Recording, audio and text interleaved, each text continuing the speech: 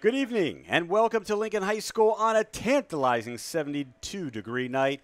It's the Western Conference Finals between the second-seeded 5-5 Seattle Rainmakers and the number one-seeded 9-1 Portland Stags. I'm Brad Stein, joined alongside the commissioner of the MLU, the king of Philly cheesesteaks, and the lover of food carts in Portland, Mr. Jeffrey Snader. Oh, man, that's the best introduction I've ever had. Well, thank you. Well, you know how much I like being here with you, Brad, and I couldn't be more excited because this is the Western Conference playoffs, and this is win or go home, and this is exciting. 72 degrees, wind speed 7 miles per hour. Look at humidity, 51. Much better, Jeff, because you weren't here last week when we were approaching the triple digits, 100 degrees, and a lot of humidity. A lot different playing in 72-degree weather. I didn't even know that the Portland area got up in the 90s, let alone 100. So obviously a much better day for the players. And even though precipitation says 40%, I don't think it's going to rain here. I think it's going to be a nice night. Nah, it's going to be great. The Stags, of course, won the previous 3 meetings. Henry Fan, Feely, El Salam are out for Seattle. Jeff, how much of an impact will this have today? Because before the previous games, they had a tough one against Portland, game 1, but games 2 and 3 were relatively close, and they were missing a lot of their big-time players. So here we go again. How much of an impact will this be? Yeah, I don't like missing El Salam. He's a game changer. He gets open at will. He intimidates the other teams, and he also has a spark about him. He gets into the end zone. He makes all the guys happy. He does the dance. He does his thing. It's great. So it's a big deal missing him. All right, we'll be back in a few seconds to break down the game with the MLU Commissioner, Jeff Snader.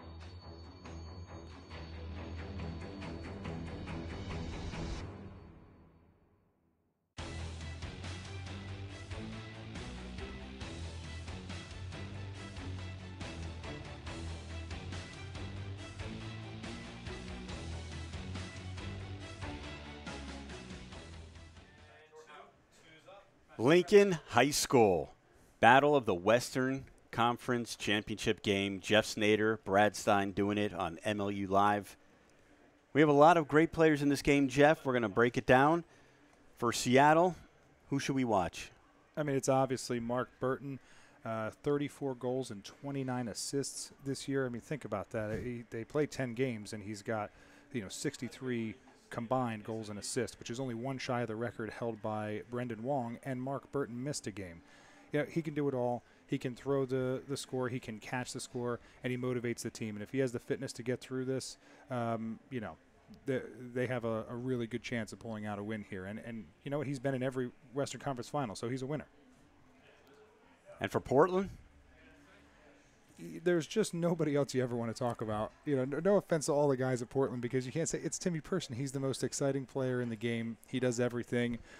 He can catch a goal over anybody at any time. His deep cuts are unbelievable. His speed's unbelievable. However, he was only held to 6 catches last year, which is a little crazy to think of a player of his caliber. So if he has more than 6 catches, it's a bad day for Seattle, right? But if they can hold him down, that would be impressive. How much time do you think he occupies of Steve Gusson when he's about to go to sleep at night? I mean, Steve's a cool character, and he doesn't get intimidated by anybody, I don't think. But I wouldn't sleep well if I was coaching. He would drive me crazy. Yes, maybe an hour if you're lucky. Let's talk about the keys of the game. What are some of the keys for Seattle to come away here at Lincoln High School with a victory? I mean, Seattle hasn't beaten, the Rainmakers. I'm sorry, the Stags this year. So they want to keep it close. They don't want to let it get away. They want to keep the disc going to Burton. Burton is the one that they trust to have the disc in really every scenario. And the keep it weirder is for them when they're loose, they're playing happy, they're keeping it interesting on the sideline, they're having fun, they do well. And if they get tightened up and get scared or get angry, they tend to, shut down themselves. So they got to keep it cool. What about those number 1 seeded 9-1 Portland Stags? What do they need to do? I mean, goodness, the Stags are a really intimidating team. Yeah, we talk about no fear. They don't fear anybody, so there's no concern there. And that's why they had the season they had at 9-1. Purston, if they're feeding him the disc and he's open, they're going to give it to him nonstop. And they're so terrifying with Peter Woodside on the defense. He has an unbelievable amount of goals this season, right? I think it was 31, right. And they're all breaks. So they turn it over, or they get the turnover, they throw it to Peter Woodside, he goes and scores, and that's scary. How much do you think the Stags are thinking about what happened last year right here at Lincoln High School, 2014 against Vancouver? If you interviewed them, they would say they're not thinking about it at all. But humans are human, and you remember everything, and you remember the way you felt. And I guarantee they did not felt like they got beat last year. They felt as though they gave the game away and lost it. And that's definitely a source of motivation for them. And if they keep it together, they'll use it to pull out a win. All right, coming up, we have a treat, so go nowhere. We have an on-field interview. Timmy Purston coming up next. MLU Live, Snyder and Stein.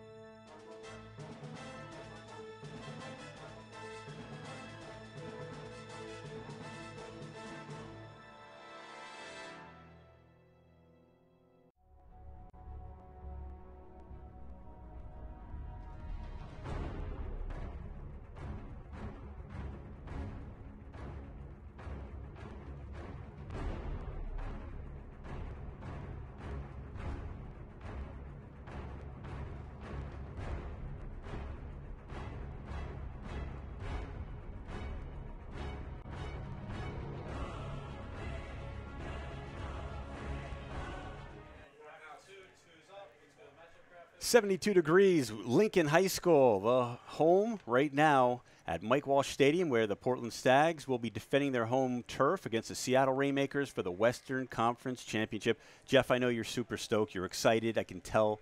You've told me about 4 times now. I am. I can't help it. Is it like a kid at a candy store a little bit? This is. I mean, you work all day and you do all stuff and you live for the games, and this is my favorite thing. And I'm excited to be here, and I'm excited about this game.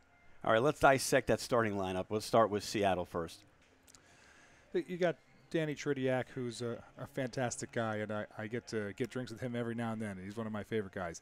And he leads the group here on offense with Jeff Pape, Gavin McKibben, both of those guys. All 3 of them are really, really solid throwers. And then you have Mark Burton. We talked about him. He can catch it. He can send it to somebody deep. He can do whatever he wants. And then Sleva, Hauser, and Lynch all have the qualities that you would want in a receiver out there. And I think the game really lies on those 3. If they hold up their part of the bargain, the first 4 can carry it. They can get it done. Let's take a look at the defense for Seattle. Well, first you got Clay Dewey Valentine, which is the greatest name in the MLU. You like that? And he has a fantastic Callahan that you can look up on YouTube. It's unbelievable. Again, you have Pickle, Rupp, Byerly, Neely, Beener. These guys they're athletic. Beaner's another guy who he's a great guy. We talk all the time, but they're psyched for this game. They want to go out there, and they would have put a lot of pressure on Portland. And then Evan Klein on the turn, he's somebody I would throw it to constantly. He's a player. Let's take a look at the Portland Stags starting offense. Of course, it's led by. Oh, yeah, Cody Bjorklund. And this is a scary lineup. I mean, think about it. There's just not one player in here that you think, oh, I'm going to match up on them, no problem. You know, Ben McGinn is a big body. Matt Melius is a veteran. He knows what he's doing. Steve Kenton, his nickname is Game Day. So if that gives you any idea of, what they think of him. Cody Bjorklund's built like a Mack truck and gets open at will. He's playing with a broken hand. He doesn't even care. Timmy Persson is probably the best receiver in the game. Aaron Adamson is shadowed by Pierston because he's I forget what he is. He's 6'3", 6'4". He's a huge body. 6'4", yeah. And then John Seamer out there, same thing. He can catch it. He can deliver it to somebody. So it's an intimidating lineup. Let's take a look at the defense, which could be even more intimidating. Yeah, it gets worse. Right? It does. It gets a little worse. Because, Supnick and Cole, both really solid players. No problem when they get the turnover. Stephen Rice has made fantastic plays. Topher Davis is one of the most intimidating defenders out there. I mean, 3 of the league leaders in blocks are on the Stags. And Penner, Hayes, and Woodside. Let's go with Penner and Hayes. Both good players, right? They're going to do their job. But then you have Peter Woodside, the break man. I mean, he can do whatever he wants. And he's intimidating to everybody. When you turn it over, you're scared of what he's going to do, which, by the way, is only catch goals. That's what he does. We'll be back from Lincoln High School, Western Conference Championship coming up.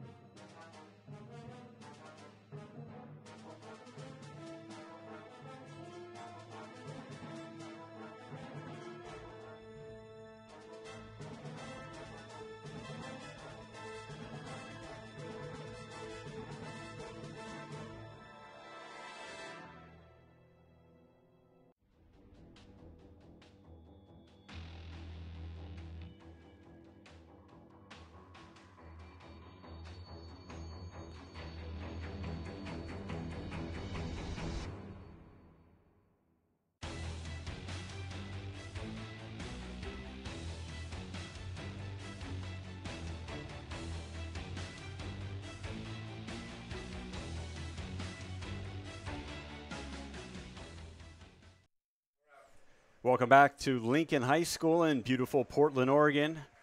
the Western Conference Championship. The winner, Jeff, gets a trip to Philly, and, of course, the winner of that game is going to get Philly cheesesteaks on you. Of course. That would be No obvious. doubt. Geno's? Geno's is okay, but I'm a Pat's guy. Pat's The guy. way they cut the steak is just better. Look, when you come to Philly, I'll take you all Yeah, the places. okay. I mean, this is something eating. All right. Is something I am So a it's the way master they at. cut. It's not the cheese. It's not the bread. It's I'll give you the quick 15-second lesson of cheesesteaks. Geno's, it's like chunks of meat. Like they could fit in the palm of your hand, right? It's almost that size. But Pat's chops it up, so it's very small, right? So chopped up. And they chop it up, and then they pour the cheese on top, and there you go. And then it's bread, cheese, and steak. It's not hard. You just need the best possible bread, cheese, and steak. okay. And then you need a little Philly. I don't know. Water? Philly something. Something.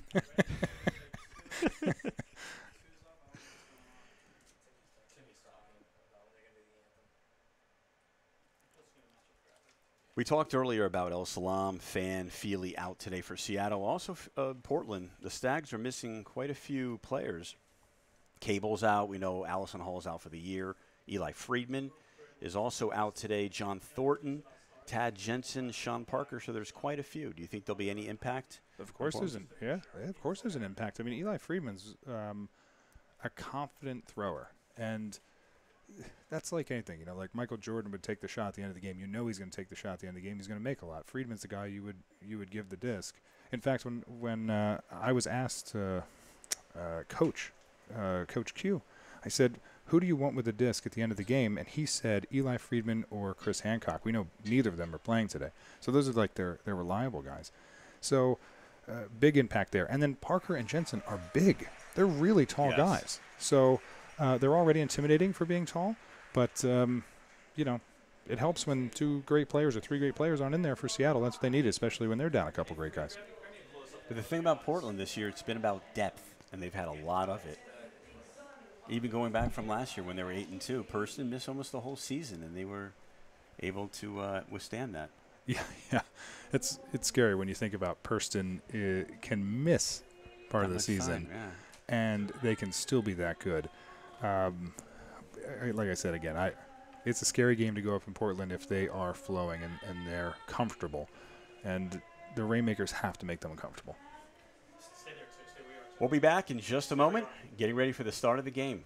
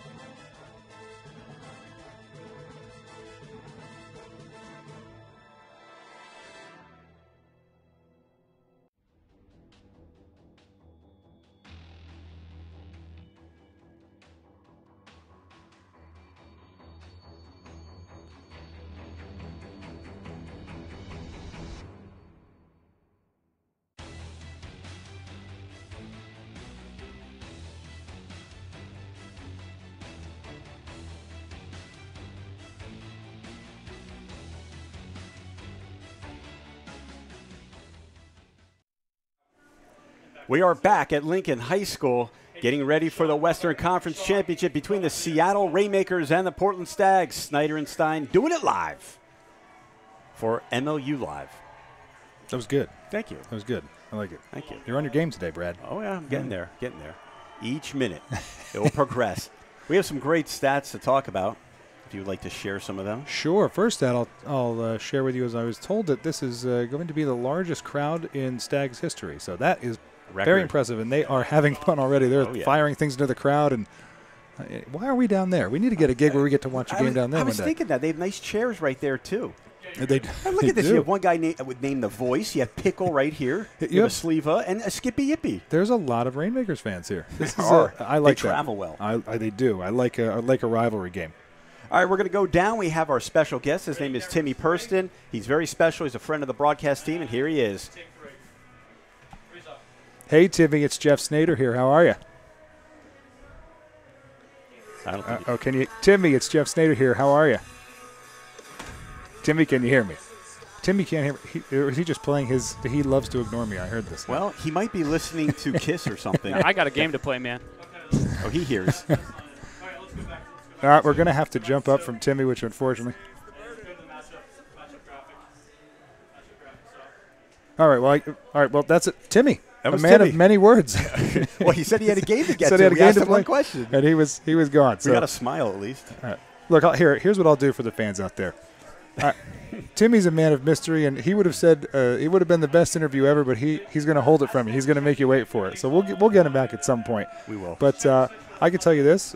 From the one line you heard him say, he said, I got a game to play. That is truthfully unlike Timmy. Timmy usually is really kind of calm and happy to participate. You can tell he's really serious today. He's serious this year. And I don't know if that's a good thing or maybe he's too serious, whatever, but we'll find out really quick. We will find out. Because if he's serious and he's on his game, it's going to be a highlight reel. Do you think any of that has to do with the 6 catches last year against Vancouver? Yeah, I mean, he doesn't – nobody of his caliber. I mean, he is a relaxed guy, but he, like a competitor, he doesn't want to have a bad stat in any game. He doesn't want to come off and, someone say he didn't hold his part, hold up his part of the bargain. So, yeah, he doesn't want to have another game like that.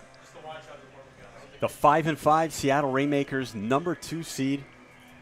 The 9-1 Portland Stags, number 1.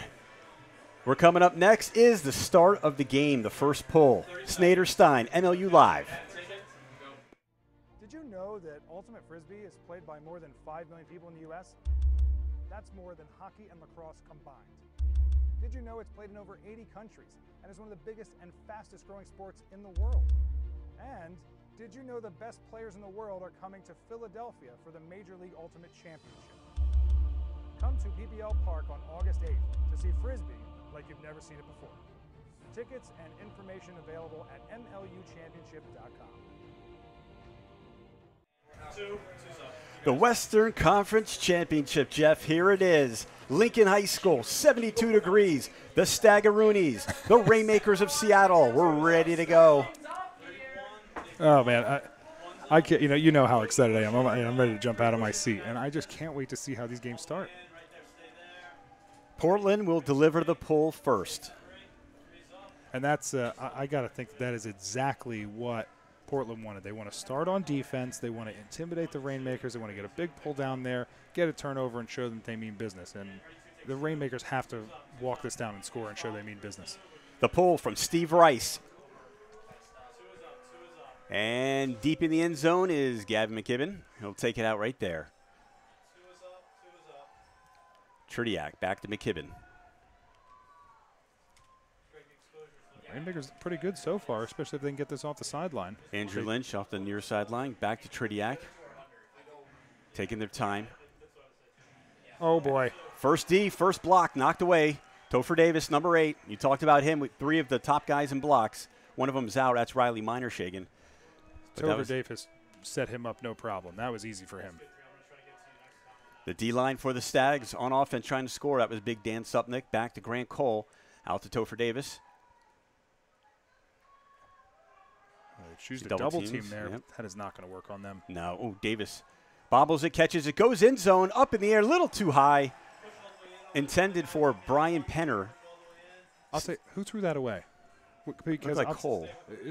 That Or was, Davis. That was Topher Davis again. Okay, that's the luck that the Rainmakers needed there because they turned it over way too easy, and Tritiak needs to lead this team down the field. It's that simple. They have to go down and score here. Yeah, you don't see that very often from the Portland Stags to start. You see Grant Cole defensively, defending Tritiak. Back to McKibben. The flick across the field. Just on our way, 1 minute, 30 seconds have elapsed in the first. Brad Hauser. Look there, 24 isn't even covered. I mean, come on. The Rainmakers got to get in the disc. There's McKibben. Lynch at the far sideline, waiting for the disc. Now centered. Uh-oh. That's up in the air. That's hanging. A bunch of Stags. Rafi Hayes is there. That one's going to be intercepted. We're going to have a contact foul. Yeah. Looks like there was a foul on the throw, which would explain why why such a poor throw came out. I was like, that was a little dud there. Yeah, really interesting, though. Andrew Lynch, number 24, wasn't even being covered, and the Rainmakers didn't get him the disc. They have to take the easy pass. If it's open, they got to take it.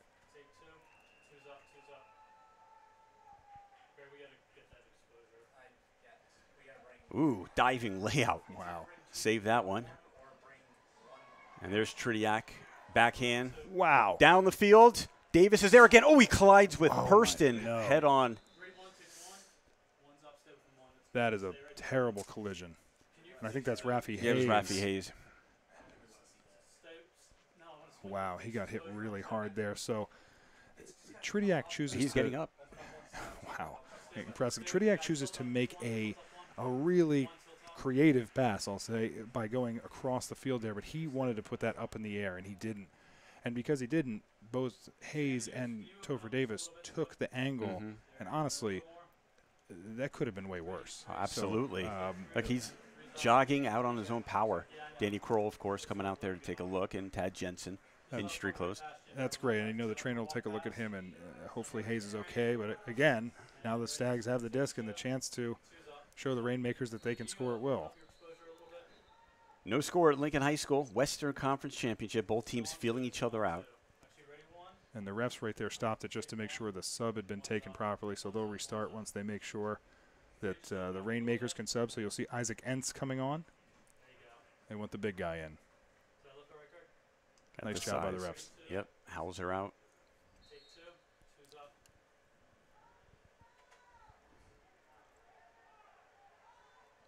Good pressure D on Grant Cole. We're going to have a Oh, he a gets the stall. Oh, boy. That's the turnover Seattle was looking for to try to break this 0-0 tie in the first. Jeff Pape with the disc.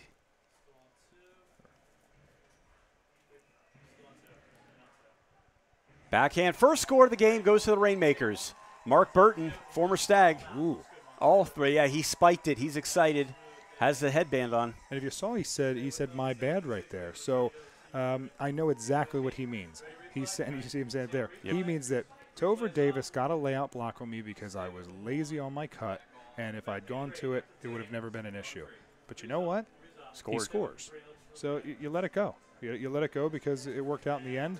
And you can see he's holding on to it a bit, but hopefully he turns that energy onto the field for his team. But, look, this is a good start. Even though it was a little ugly, it's a good start for them. The first goal scored 2 minutes and 50 seconds in the first. Stags trail by 1. The largest crowd. You see a lot of antlers, but again, there are Rainmaker fans. They travel. Even the public address announcer, the voice. I like that. A little cocky. I like that. Yeah, I like that too. A good pull, too. Good pull down the field. We'll get to see what Portland can do here. And Bjorklund at the towards the near sideline centers that for Adamson. I can tell you that the way this is starting, they are way too open. That was Malius. There's Purston, first time right at midfield.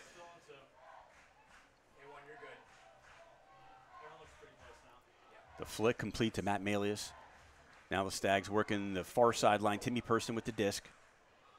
Kicks it back out to McGinn. Now the Rainmakers are starting to put a little bit better pressure on there. Yeah, that was pickled defensively. Seamer, the diving effort. Caught. And there's Kenton. That's end zone. Purston's there. One-handed. Snags it. My goodness. Oh.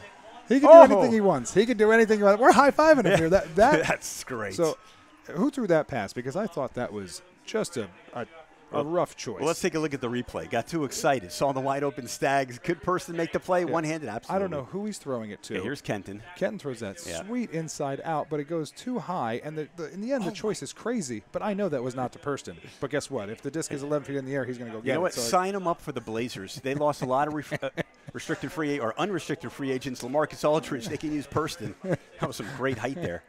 Yeah, Skied for that. that is, again, a good sign for Portland that when they make a mistake, that he's going to bail them out. And I mean, he made it look easy. Stags on the board, 1-1. That's the score. 6:21 left in the first. Snyder-Stein doing it live. MLU Live. Western Conference Championship. This is Stephen Rice with a pull, and he really can get it down there. Yes, so he they can. They can go cover him. Not the highest, not the greatest hang time, but just a wonderful pull in the end zone. And that's where Seattle will come out and play. And they're playing a bit of a soft zone, the Stags are, to see if they can't jam up the Rainmakers. They're doing well to get through it right now. Pape with the disc. See Tridiak back there. Rainmakers are going to have to find the open guys. They're doing a good job. Sleva. There's Burton. Ooh. Burton's going to throw a little huck downfield. This is down in the end zone. It is snap. Oh, Entz can't come down with it. Looked like he had it. We're going to have a contact foul? Well, so the ref signals a goal, but he dropped that disc. Did Does drop the ref know? I don't know. So now here's how it would work. If the ref determines that the foul happened after the catch, then the goal would stand. If the ref determines that the foul happened before the catch, it would go back to the goal line. If the ref determines there's no foul, Oh, what a snag. that is definitely a catch. I mean, you can see his knee knocked it out, which, unlike They're giving it to him. Yep. yeah, You're right. unlike football surviving the contact, you do need to survive the contact to the ground, right? If you catch it, but if it hits into your opponent, that doesn't count. It counts as a foul, so Correct. it'll be okay. So the fact that his knee knocked it out means that it's a goal, no problem. Heck of a play. Rainmakers back-to-back goals take the lead once again on the Portland Stags, 2-1. I'll tell you one thing you can't teach there. Man, really nice catch by Isaac Entz. Tell you one thing you can't teach. You can't teach 6 foot whatever he is, because he's just 6 foot forever. And So- leaping ability. We saw it with Purston. You'll see with Adamson. Now you saw it with Isaac Entz. And here we got Mark Burton getting aggressive. He's got a goal and assist now, and he wasn't afraid.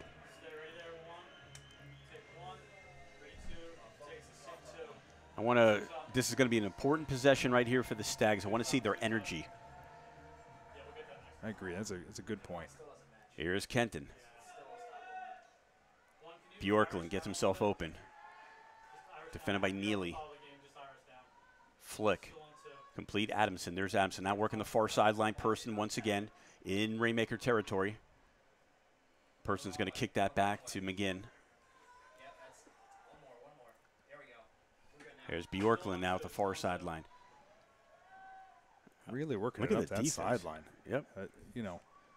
Bravo for the Rainmakers making the field really small, but, well. Good catch, nobody Cody. centered it. Bjorklund dumps that back to Kenton and back to Bjorklund. See it all year, Portland patience. That's what we call it.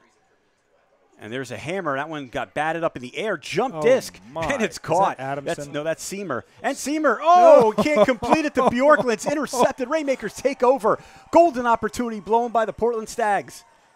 I'll tell you, Seamer comes down with an incredible grab, and that's the time when you need to take a deep breath. Now they're sending it. Oh, that one is in the air. It is knocked up in the air. Seamer's back there defensively. They're going to say incomplete, no contact. That looked like Quant. That's a shame, because that throw was good enough, and Quant really did himself nothing right there. Once again, the Stags will take over. Adamson with the disc, just shy of the midline. Lays that out there. Oh, diving effort. Can't come up with it. Stags turn it over again. Rainmakers look for the break point. I hate to say this, but this is reminding me of last year's playoffs. And The beginning, absolutely. A little sloppy offensively, a little tentative, and that's not the way to play. You talked about in the keys of the game. And now the Rainmakers cross into Stag territory. They're going end zone. They have a man. It's Peter Bender. Bender scores. What a catch by Peter Bender. Oh. And what a throw. My goodness. I mean, Peter Bender was covered by a big man right there. That is an impressive throw. All he had to do was catch it, really, and my goodness. Yeah. Matthew Look at this. Neely, whose brother plays for the DC Current. Right. Great effort by Bender. Rainmakers up 3-1 over the Portland Stags. Wow. Under 4 minutes left in the first. Nobody expected this, especially, I'm going to give a little shout out, Brad, to my new good friend, Nate Reese. I think he's watching right now. He's back in Philadelphia. I got to meet him and his great family. They became Spinners fans and MLU fans, and they watch every game, and they're watching this game so they can see who makes it to the MLU championship game. So, Nate, if you're out there watching, the commish says hi. So does Brad. My good friend, and hopefully you're enjoying the game, Nate. I tell you what, I'm having a good time. Good times at Lincoln High School. McGinn with the disc for the Stags. Let's see how they come out once again. 3:45 left, trailing by 2. Can pull it within 1 on this possession. Cody Bjorklund had a fantastic season. You know, one of the things we talk about, in the sport is not making things easy. And nothing looks easy right now for the Stags. They look like they really have to work, and that's a nice job by the Rainmakers. And they've been working that far sideline. That was Rafi Hayes back to McGinn. Look at that, right? You have to. Is that another difficult catch? I couldn't see who that was, but he had to make that great effort just to catch a simple throw. Back to Topher. Now they're back in back in their own territory. Now they enter Seattle territory. Thinking about the flick down the field. Ooh, tough one. Kick it back out. Was that Evan Klein? Yeah, that one was tipped. That pass right there. That's Matt Malius now with the disc, defended by Rupp. Purston. Far sideline. Looking end zone. Can't find anything. Back to Topher Davis. Whoa! And intercepted. Look for Purston. Great play. That's Beener. That up the whole way. Oh, that was an incredible play by Beener. They're going to send it. Yeah, he saw that. Beener saw Clay that. Dewey Valentine really wanted that disc and made a great deep cut. There's Rupp. Rupp's going to send that one underneath. Complete. Alex Laws flicks that back to Rupp.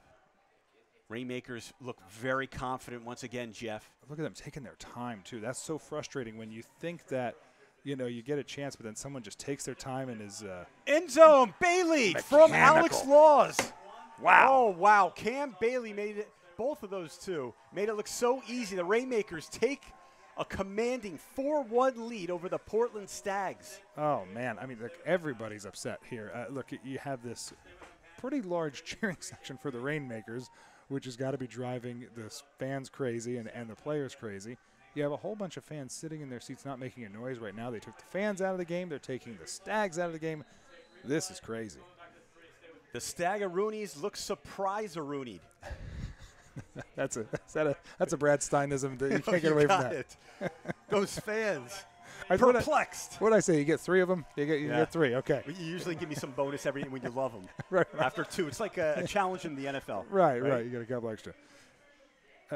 I think right here that they're taking a timeout. We'll be right back. 2:14 left. Rainmakers on top of the Stags. 4-1.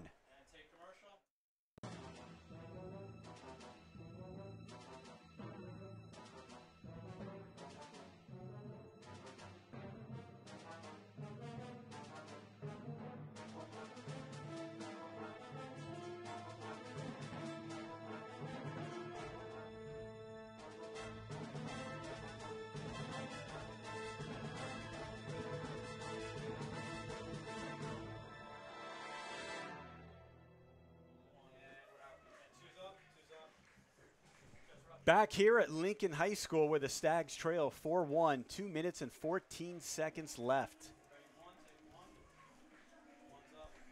Innova is proud to support Major League Ultimate and its incredible athletes. As the official disc of the MLU, the Innova Pulsar has quickly become the disc of choice at Ultimate's highest level. Visit innovadisc.com to find a dealer near you.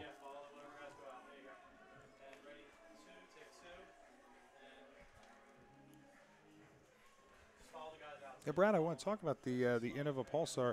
I just went to a camp. What was it called? There was a bunch of camps in northern PA. Just so many tremendous kids. I was there with some of the spinners doing some stuff. There were hundreds of kids at these clinics, us showing Ultimate.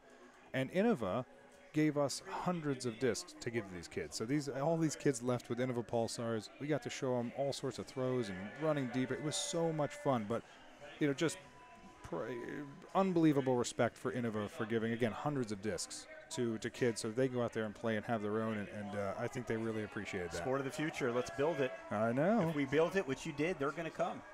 Well, Field of Dreams, got it. Not just me, bro. There's a whole lot of people. And the Rainmakers send the pull pretty deep in the end zone of Portland. That's where they'll start with 2 minutes and 12 seconds to operate. Plenty of time. Stags want to get on the right path.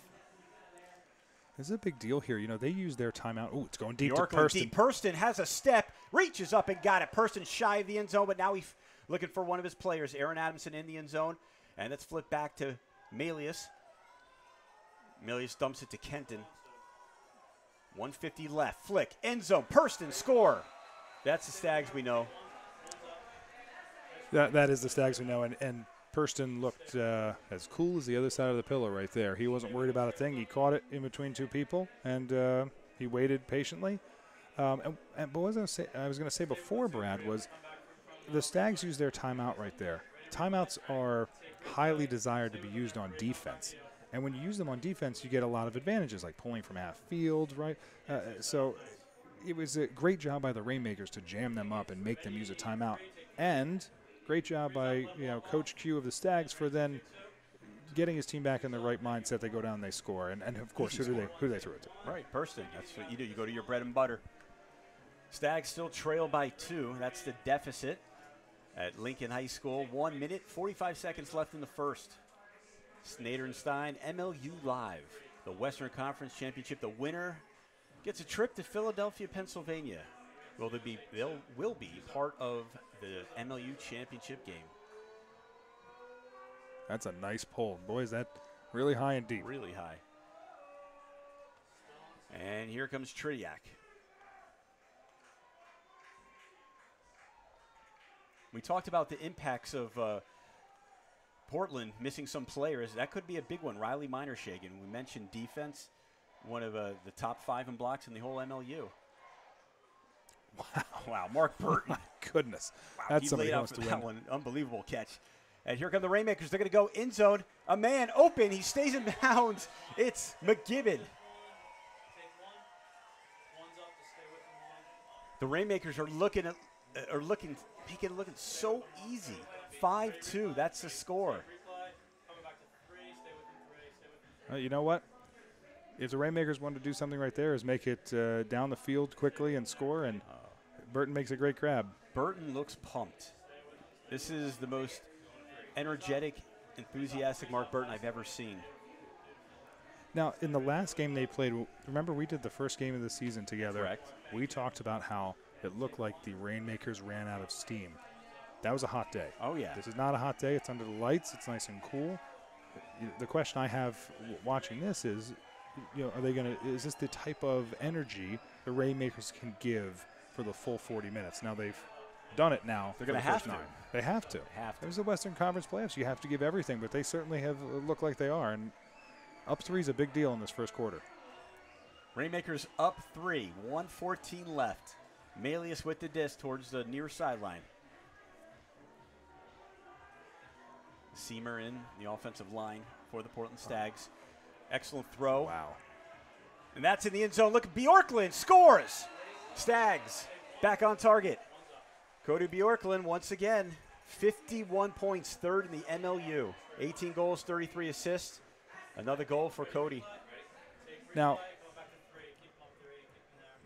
the interesting thing here is they do this sideline mark, which you might have seen on that last point where they're holding him. They're trying to hold him from being able to throw it at all. And the one job of the defender is to not let his person go up the line.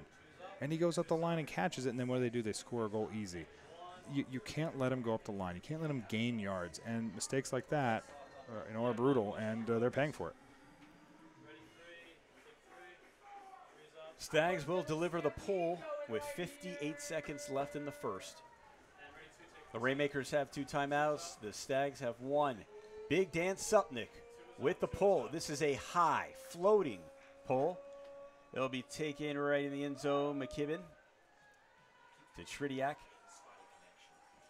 Backhand back to McKibben. Do you like how the Rainmakers are coming out on offense right away, moving the disc? I was waiting to answer until I saw if that pass was completed.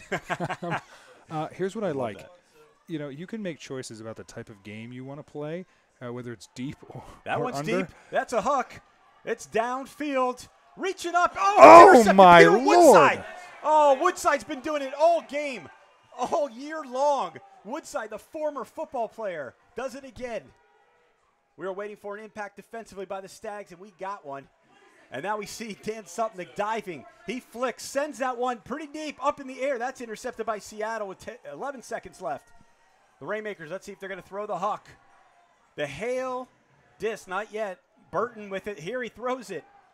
This might work. It This might is gonna work. There's an open man. Oh, what a play defensively. The Stags come up. Oh, Look at Peter Woodside. Oh, this guy just had some Gatorade, Powerade, green tea, you name it. Wow, he was larger than life on that point. You asked me the question there, Brad, about how did I think their offense was moving, and what I like about it was that they were taking the undershots, which means they were coming in and making easy passes. They threw it deep, right? And what happens? Look at Peter Woodside.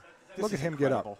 Sleva has the right position. Sleva did everything right. It's just you're going against Peter Woodside, and here he comes again. I mean, look at that play. Oh, my. That's free safety written all over it. Wow. Gotta love it how the sports transcend. Yeah, so I think that there's a lesson here, right? Rainmakers have done a great job. They're up to, they've done everything right, but don't get into a battle, right? Don't get into a battle with the Rainmakers or with the Stags deep. We'll be back. That's the end of the first quarter. Stags trail by 2.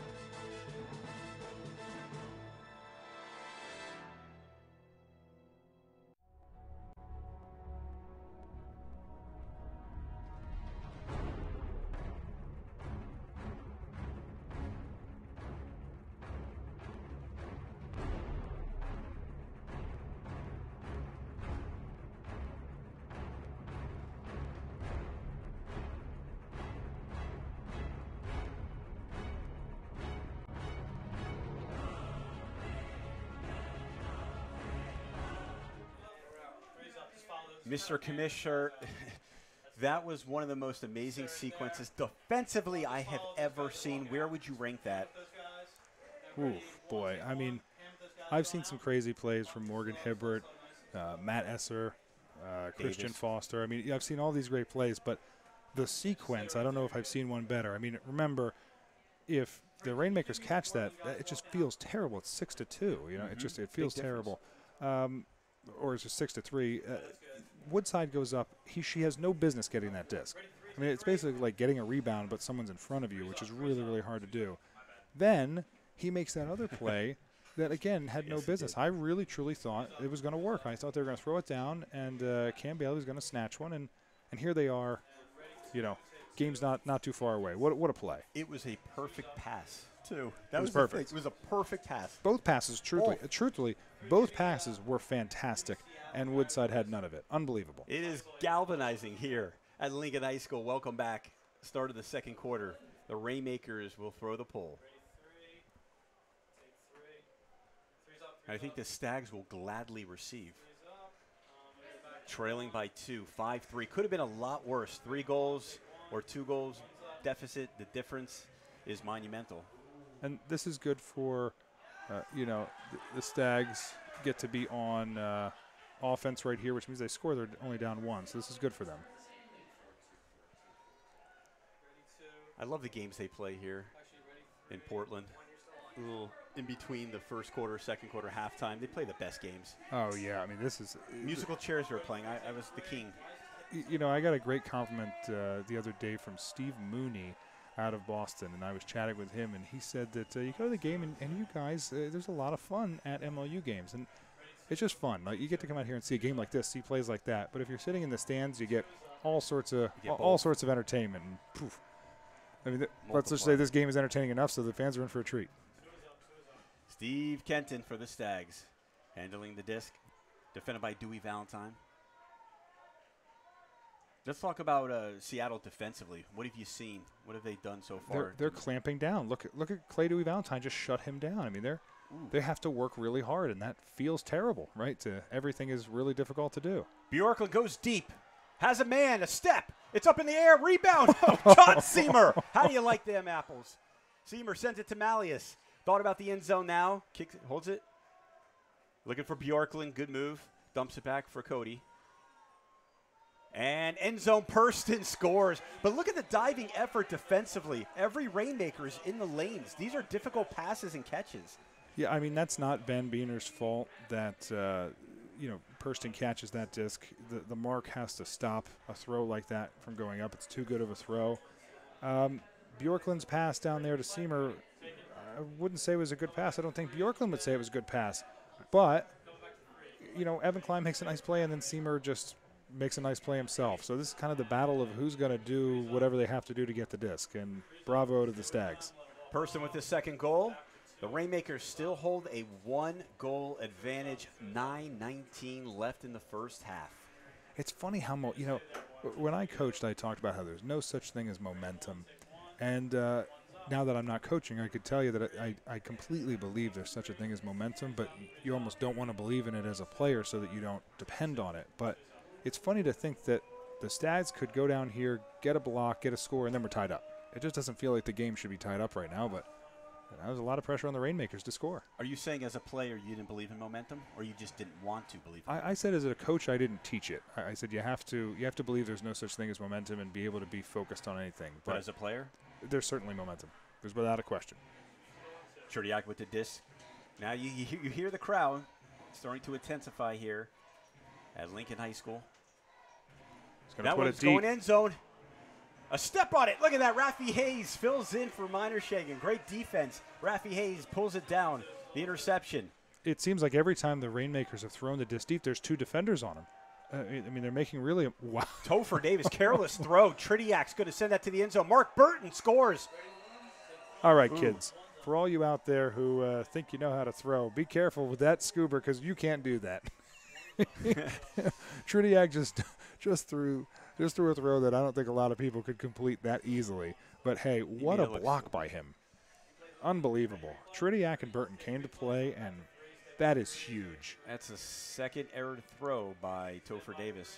Look at this play by Rafi Hayes. So we'll go to that replay. Here's Topher Davis with the throw. Tridiak. He never look at that. The disc is upside down there, ladies and gentlemen. So frisbees are supposed to fly when they're the right side up, but Tridiak can do whatever he wants. So can Burton. Rafi Hayes makes a fantastic play. Topher Davis makes an incredible play by being down there. They're double teamed. He never even sees Tridiak. Fantastic play. And again, one of those things where you might look back and say, Tridiak, saved the game right there because they're back up by 2. A lot of breaks for the Rainmakers. Stags receive the pull. Number 21, Ben McGinn with the disc, defended by Chris Rupp. And look here again, right? The defense all they over can't them. move it. Much tougher than the regular season. Bjorklund to far sideline. There's an open Stag back to Kenton. Now you see the Stags moving it expeditiously down the field in Rainmaker territory. McGinn once again with the disc. He's going to send that back to Kenton. Flick, Purston, 2 hands. Down the far sideline, looking end zone, and it's overthrown. Wow. Intended for Cody Bjorklund. Turnover. That looks too risky from Timmy Purston. And, I think we think about Timmy Purston. You always think about him catching. I think even a coach would say, I want him catching discs, dishing it back to one of our handlers, and, let him go catch it again, and not to try something that risky. Bailey put some air under that throw. The backhand, it's caught well short. That's Evan Klein waiting for some help. And he throws out low. It's batted. It's blocked. Cody Bjorklund. What a play. And here we talk about it again, right? He needed to take his time, turn around, and throw it backwards because that was the safest thing to do, and he didn't. And Cody Bjorklund made him pay. Swatted it right out of his hand.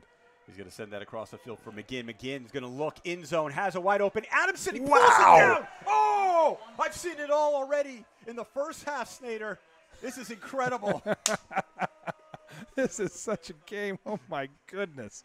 Oh, my goodness. It is a highlight reel. I mean, I was just about to say that it's really a shame he threw it 3 feet over his head, but he caught that no problem. It looks like he's limping a little bit. Aaron Adamson, let's take a replay.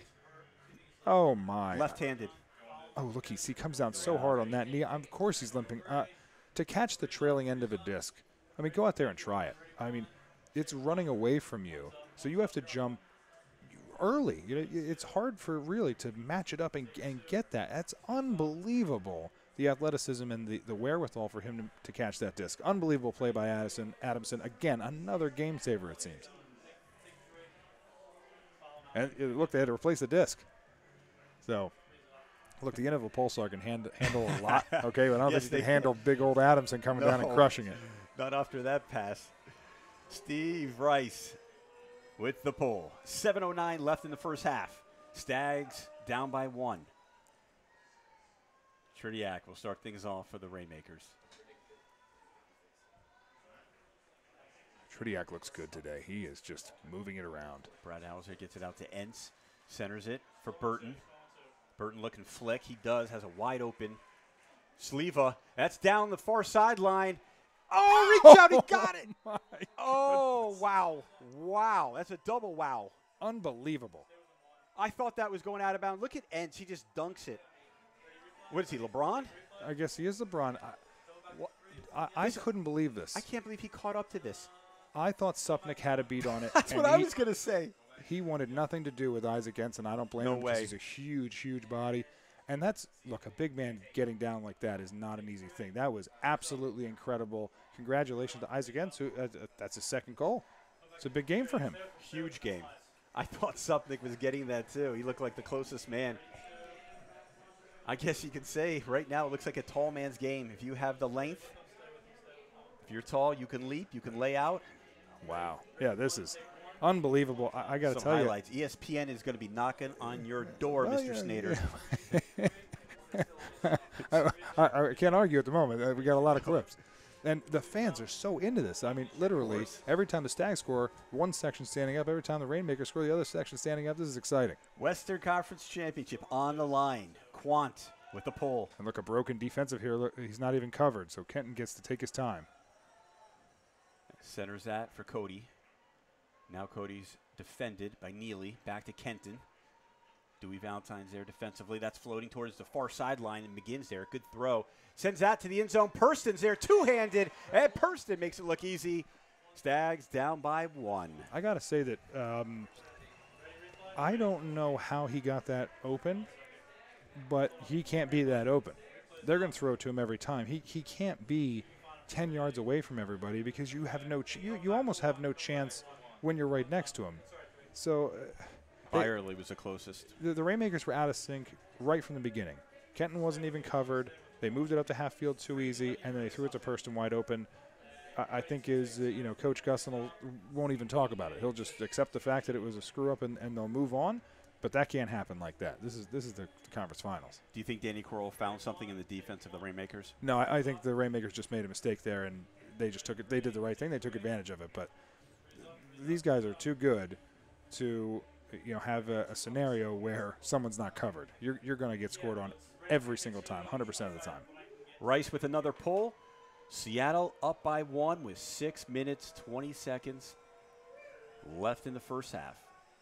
See Entz back there to Tritiak. And dumps it back to Pape and Tritiak. Entz is wide open, but they can't get it to him.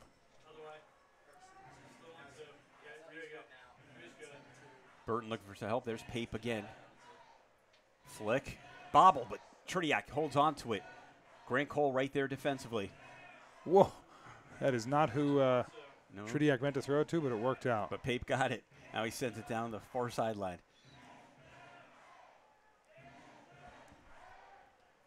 Almost D'd up, but McKibben pulls it down. Now the Rainmakers have a chance to score. They want to get off that sideline, though. Yep. You don't want to have to. McKibben flicks that back in the air. It's caught by Burton. Now Burton looking for a wide open man. Got it. Rainmakers score. I mean, I always like it. You know, I love coaching and all this stuff. For the young kids out there watching, or the players who want to get better, McKibben is trapped on the sideline, and that is scary. And look at this. He floats this pass out, and Burton has no problem. He gets to catch in the middle of the field, and then he gets to throw an easy goal. That throw that McKibben made is high level. That is really, really hard to do, to put that much touch on it. And that's what you want to go out there and practice, making throws like that, because it shows what it can do. If he has to jam it in, you know, you have a small little window to throw. If he throws that throw to Burton, Burton has the whole field and made it easy. Brad Hauser. You said earlier that Berkelhammer had the best name in MLU. I say Brad Hauser because I like his first name. His first name is perfect, isn't it? Yeah. What about Jeff Pape? I heard his name is great. That's a good one. Rhymes with tape. Oh, you're talking about Jeff. I see. Yeah. I know. Well done, Brad. Yep, 5:24 left in the first half. Seattle up by 2. Now, Seattle is going to call the timeout. This means they get to pull from half field. I think it's a brilliant decision. We'll see what happens. Brilliant decision. We'll be right back.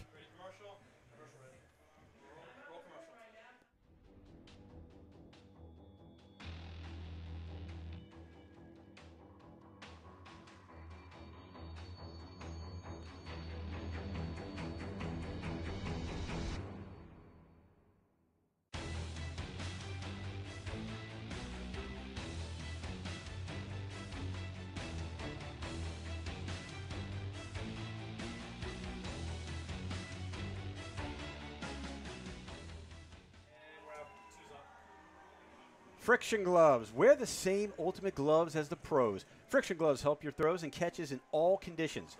To find out more information and get a pair, visit frictiongloves.com.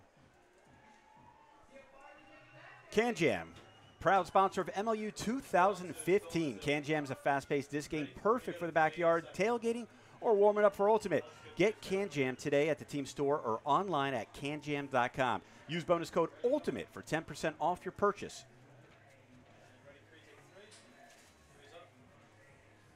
Welcome back to gorgeous Portland, Oregon. It's Lincoln High School, the Western Conference Championship game, the finals right here. The Rainmakers up by 2, 8-6 over the Portland Stags. Snyder and Stein doing it on MLU Live. So, new rule this year in the MLU. People are really used to it right now. In fact, they hated it in the beginning. When you call timeout between points, you get to pull from half field. Players, coaches really were tentative about it. And the rules committee did a great job of talking about, you know, how it would work. Now that it's the end of the season, all the coaches and players tell me they love it. Because the point is that you can now use a timeout to give yourself this great advantage, almost like an onside kick.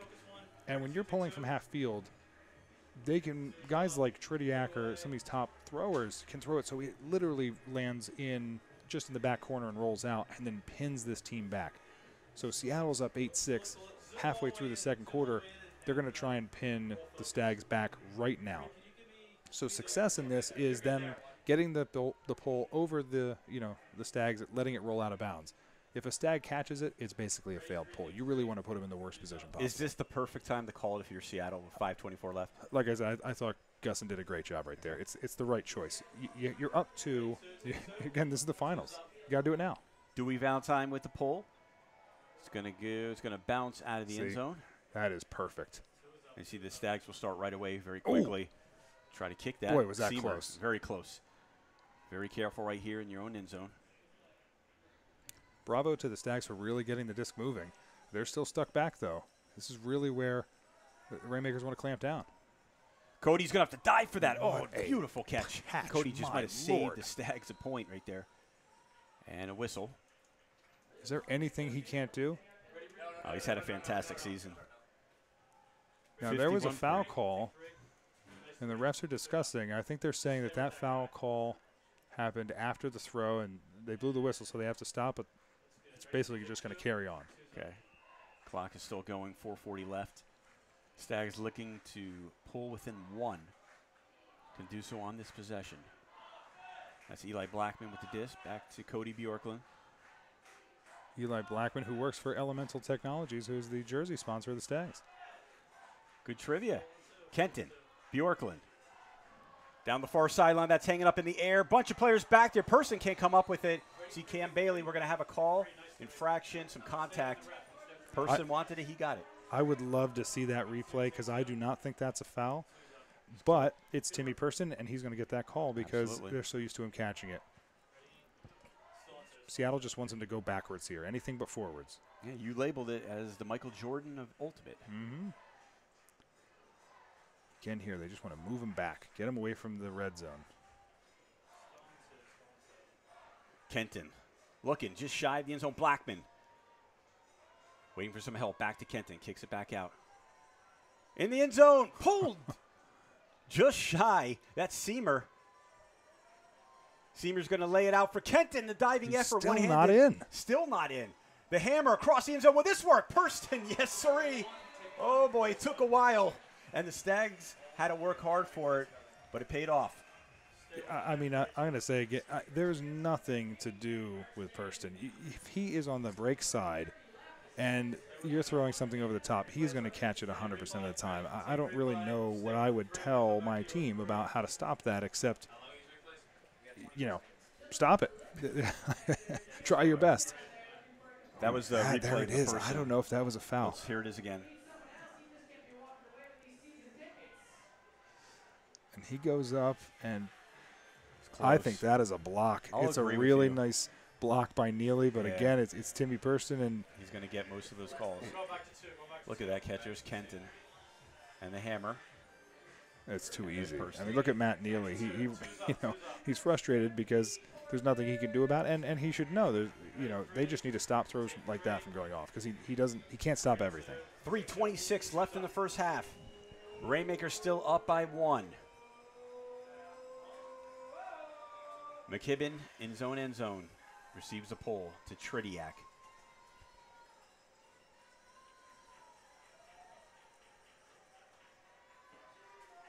Back to Tridiak. Let's see how Seattle comes out on offense right now. Do they want to take a lot of time or do they want to strike fast? Mark Burton. Burton has just been the center of this offense all day. In Stag territory. Seattle moving the disc freely. Brad Hauser, number 60 with the disc. It's Sleva. Back to Hauser. Close to scoring. Another 20 yards away. Now they kick it back out. Mark Burton. Topher Davis defending him. Now we're down to 2:45. Pape. A few yards shy of the end zone. Looking for some help. Now in the end zone. It's low. It's scored. McKibben. What movement by Gavin McKibben. He sets up the cut perfectly. He gives the body just perfectly. And the throw came, again, perfectly. Right to where it needed to be. But I'll go back to Burton has just been the center of the offense. He is always getting it right in the middle of the field, and it looks completely intentional that they're saying, Burton, we need you to go get it in the middle of the field and then continue the disc downfield, and it's really working. And if the Stags are going to get back in this, they need to solve that problem. They maybe switch up who's covering Burton because he's too open. A lot of decisions for Danny Kroll. But we're still 2:38 left in the first half. Rainmakers now up by 2, 9-7. Stags will receive the pull. All right, not that high, not that deep. And we take it by Kenton. Yeah, we tell you, last 2 minutes of the half, you got to finish strong. Right at the midline, that's Cody Bjorklund. Bjorklund's going to send that one to the far end zone. Purston's there, and he got it. Just like that, the Stags score. You know what I'm going to say. He's too open. Too open, too easy. He's too open. I don't know what to say. Make Purston go in and get the disc. He's too good deep. I don't care if you have to stand 10 yards behind him and stay 10 yards behind him. Make him go in and make him a thrower. What happened when he was a thrower? He had a throwaway, right? He threw it away. So, I don't know. Timmy catching it deep is a bad thing. The Stags cut it to 1, 9-8 Seattle, 2:23 left. You're listening and watching MLU Live.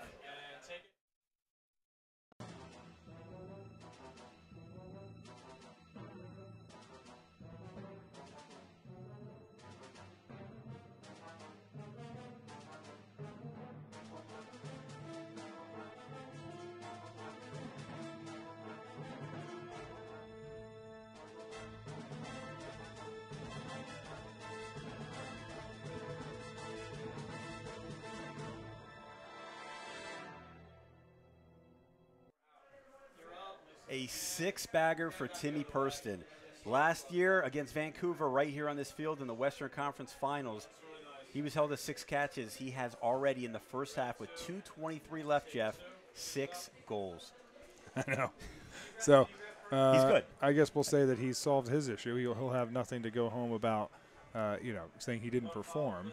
That being said, he's not going to be happy unless this team pulls out the win. And I'll tell you right now, they're going to if they don't stop these passes to Purston 10 yards open. You have to find something to do with him. And again, I go back to it. When they got him going in and trapped on the sideline, he made a tough choice. And you need, if you're going to choose what you're going to lose to Timmy Purston on, it's him throwing. So, we'll see though. But still, the Stags got to get their blocks. The Rainmakers have done their thing. However, though, the Stags just called their timeout. Now they're pulling from half field. So this is exciting. There it is. The new strategical part of MLU. And it's so important on these half-field pulls that you feel like you didn't waste it. And you feel like you wasted it if you don't pin this team back and make them feel extremely uncomfortable on offense. So I think it's Stephen Rice again. Yeah, he's going to let it rip. He's a good puller. I'm going to guess you're going to see him throw it outside in, which means it's going to go far out to the far sideline and come crashing down. And, we'll see where he gets it. But he wants it as close to the left corner or the far corner as possible. We'll see what he does.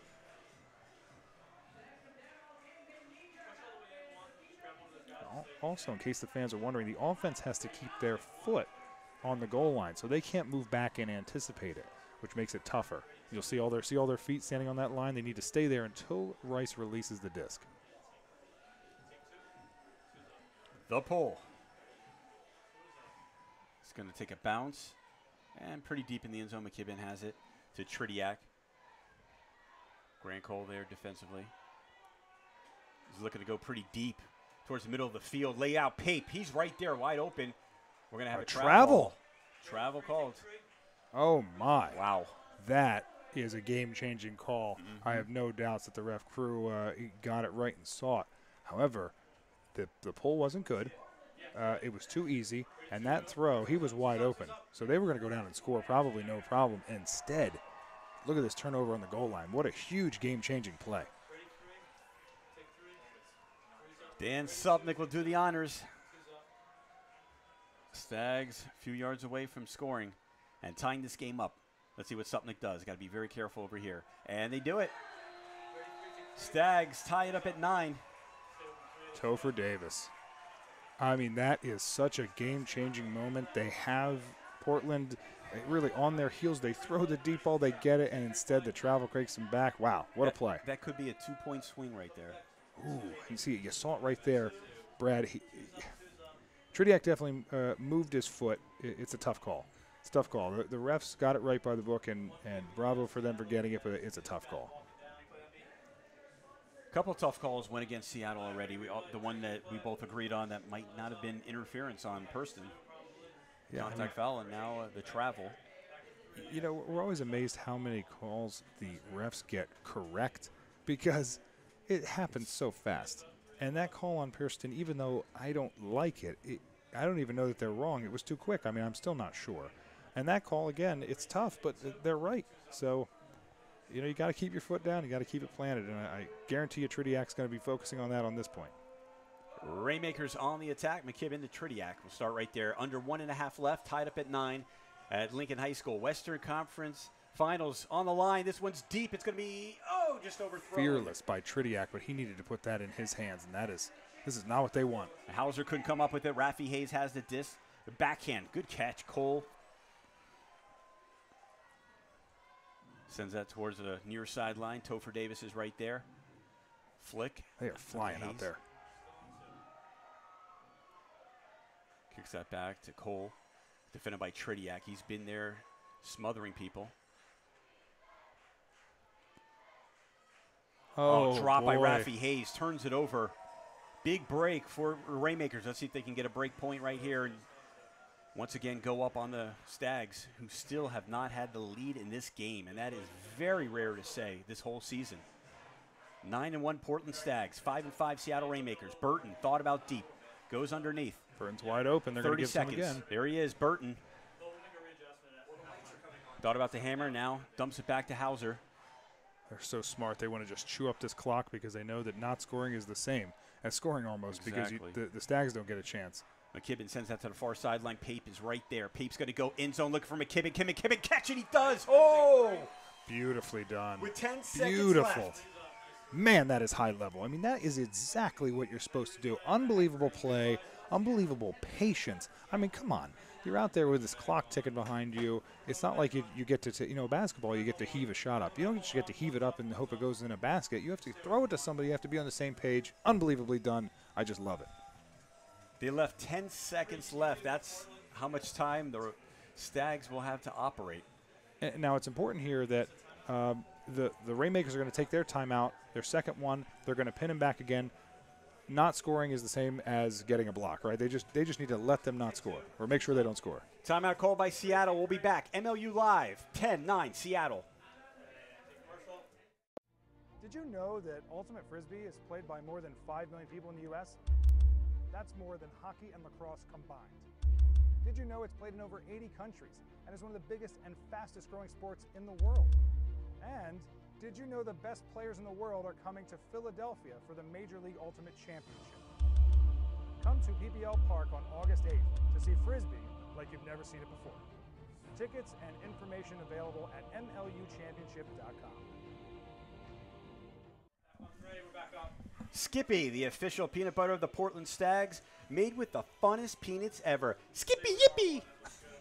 I know you like that one. All right, that's two. Do you have an athletic event, team trip, or corporate outing coming up? If so, charter a private bus, minibus, or party bus from U.S. Coachways. Bus travel is one of the safest, greenest, and most affordable ways to get your group to an event. If you're going to do it with the group, trust U.S. Coachways. That's what we do. Back here at Lincoln High School, where the Rainmakers still have a lead over the Portland Stags, 10-9. What great action we've had, Mr. Commissioner. 10 seconds left. Can the Stags do it and tie the game up? Not if the Rainmakers give the right pull, right? If the Rainmakers pin them back in the end zone, they're going to need to waste 10 seconds just to get it off, and that's probably what they'll choose to do. They'll say, I'm just going to get one throw off. We're not going to turn it over, because remember, if they turn it over on the goal line, they could pick it up and throw a quick score. That would be devastating. It's all about the pull right here. They need to do it right and pin him back. Now, if they don't, like we saw, Portland didn't really get a deep one right there. I guarantee they're going to give it to Cody Bjorklund, and he's going to throw it to Timmy Person. And guess what? That's Absolutely. A bad matchup. He could be covered by this whole stadium right now. It would be a bad matchup. It's all about the pull. 10 seconds left. And the Rainmakers have put the big bodies out there. You have Isaac Entz, Byerly, Bailey, Klein. Yep, Beener. So they have their tall people out there. So it looks to me like they're going to try and pin them and then say, go ahead and throw it. We're waiting back here for you. Again, as long as Timmy Person doesn't get back there, I guess it's a good idea. Yep. There's always a chance with Timmy.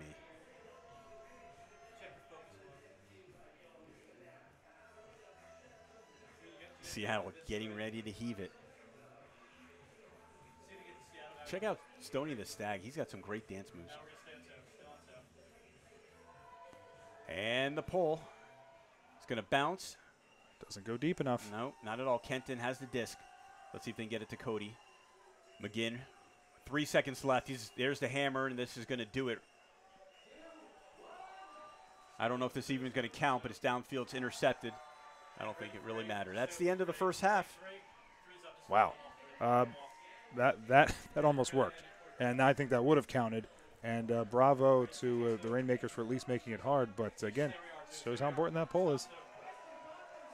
That's the end of the first half. The score, the Seattle Rainmakers 10, the Portland Stags 9. We'll be back right after this, and we will dissect the first half action with, of course, the commissioner, Mr. Jeffrey Snader.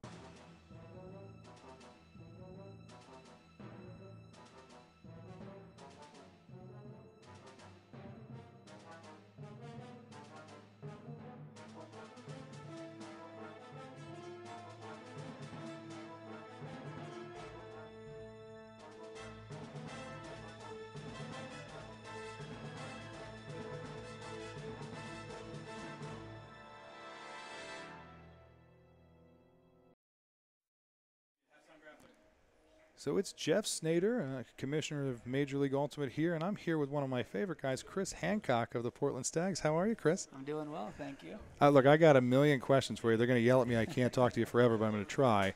Okay.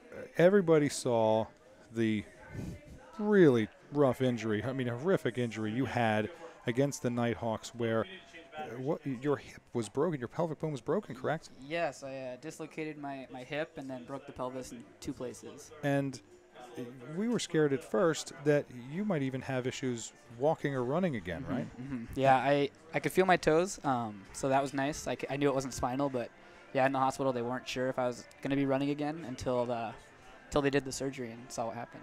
And so the fans know, you are standing next to me, you're walking around, and the prognosis is you're going to have a full recovery and can play next season. Yeah, I got off crutches a week ago after 6 weeks and walking with a limp now, but I should make a full recovery, and yeah, next season I should be good to play. So fantastic. I'm a huge fan of you, and I'm just so happy to hear that.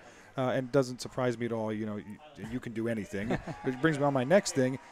Friction Gloves, which you are the creator, founder, and the head of, head honcho. It seems like that just gets better for you every year, right? Yeah, it's a lot of fun, learning a lot, and it's really awesome to be supporting Ultimate projects and kind of puts me in the game and keeps me with the sport. Oh, man, you've changed the sport with that. I mean, back when we were playing and starting, well, I'm a little bit older than you. Gloves, there just really wasn't a great pair of gloves out there that people use. They tried sometimes receiver gloves. They were too tacky, but God, it looks like the whole freaking stadium wears Friction Gloves now. They're doing everything. So great job with that. Thank I know you. Friction Glove 2.0s, they came out this year, right? They did, yeah, and actually next week I'm going to be coming out with colored gloves, and so yeah, check out the website for that. And I get free pairs of those. Oh, right? for sure. Okay, Yeah. good. Yeah, see, I asked you on air, so you had to say yes. Okay, and let me ask you a little bit about the game. Was this the game that you expected from your team? Not yet, not so far.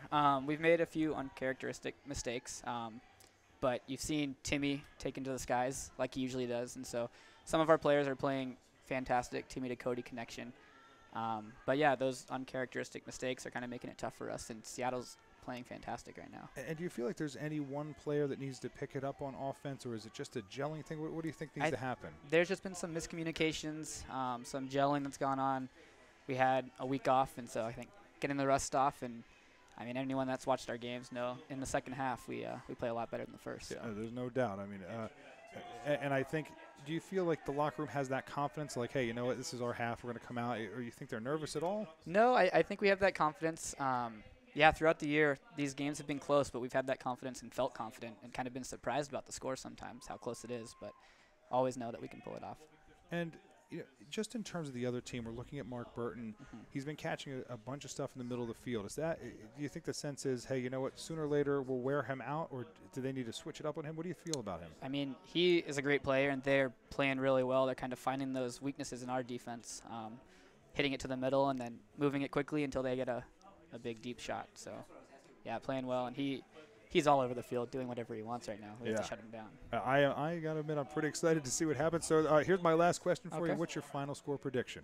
Ooh, I'm going to say Stags 21, Rainmakers 18. Wow. Okay, so it's 10-9 right now, and that would be quite the finish. Chris, thank you so much for coming up here to the booth. Thank you for everything you've done with Major League Ultimate. You're a wonderful company, Friction Gloves, and I'm just so proud of you for being back here standing with me. It's so great to see. Well, thank you for having me. My pleasure. All right, well, we will take a break here, and we'll be back here with more MLU Live. Great job.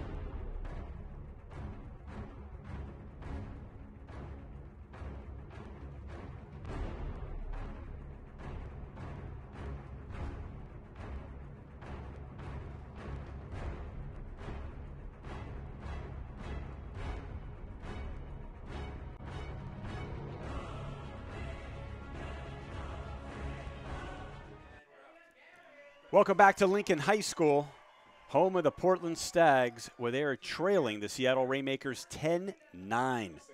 Snyder and Stein doing it live on MLU Live. This is the Western Conference Championship game. The winner gets a trip to Philadelphia, Pennsylvania, and represent the Western Conference. Right, and they get to be at PPL Park on August 8th. PPL Park is the MLS stadium for the Philadelphia Union. Beautiful stadium right on the waterfront. It's going to be quite the matchup. And you can check out all the details at MLUchampionship.com as well. Jeff, this is going to be one of our favorite parts of the broadcast because we get to check out all that awesome action that we saw in the first half. We're going to do some highlights right now. Well, here's Steve Kenton. I said it was a sweet pass at first, but it really is a crazy pass, and Timmy Person pulls it down no problem. Look at that block. I mean, Beaner. I think the theme of this is just putting out the body. They're just everyone's selling out whatever they have to do to make it, and they're making incredible plays. And, I'm pumped up just watching these again. Look at this. Here's Woodside. This is the whole sequence, and here goes Woodside again. Oh, the saving. I can't wait to submit that one to ESPN because that was unbelievable. His effort was just – he owned that whole point. And Rafi Hayes yanks that from the sky. Aaron Adamson, what a play. And again, remember, Rafi Hayes yanks that from the sky, and then Tridiak makes that crazy play. And right. The whole sequence was unbelievable, unfathomable. Wow. That's another great one from Bjorklund, who, again, is – this one's Purston. Does whatever he wants. See, here's what's rough to call that a highlight. That is an easy pass, and that's the problem for Seattle. That can't be that easy.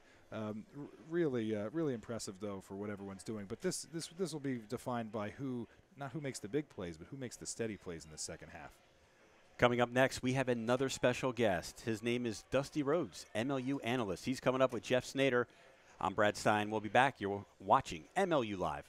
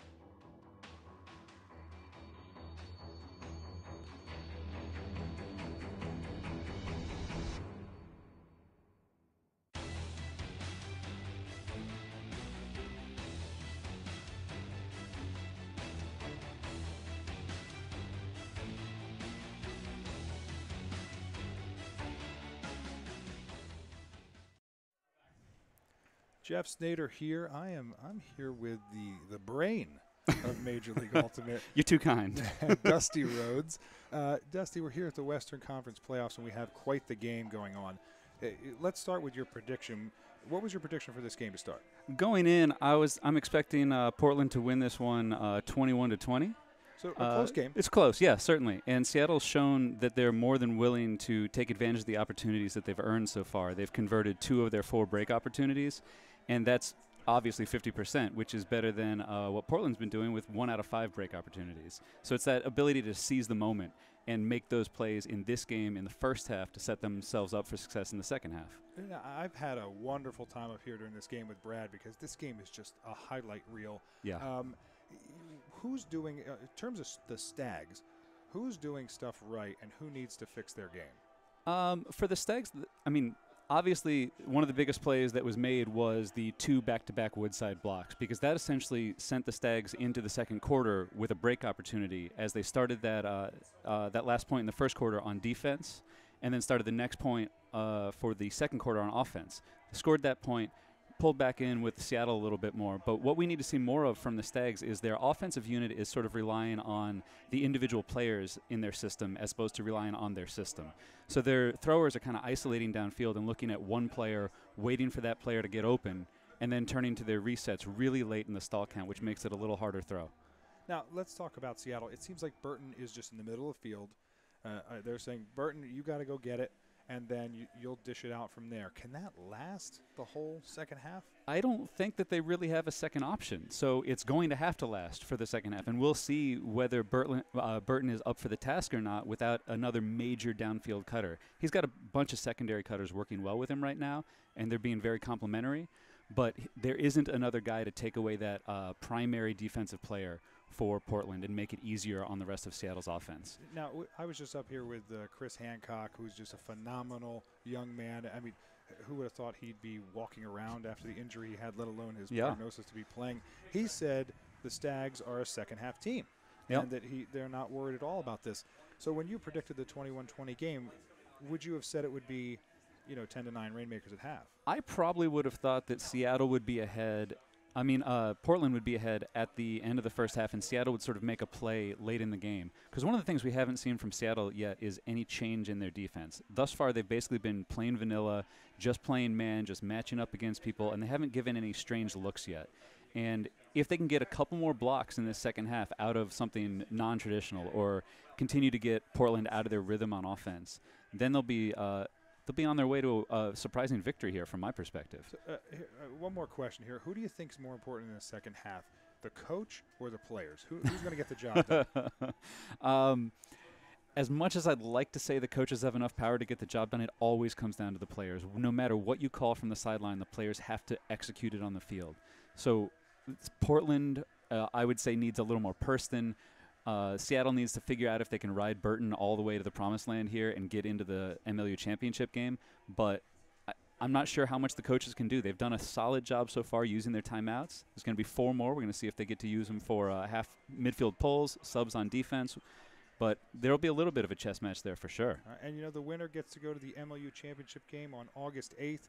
That's a big deal, and I'll see you there, right? That'll be a blast to watch, just like it was last year. That was everything about the championship process has been phenomenal, where you finally get the best teams in there at the end of the season. Phenomenal place to have the games at.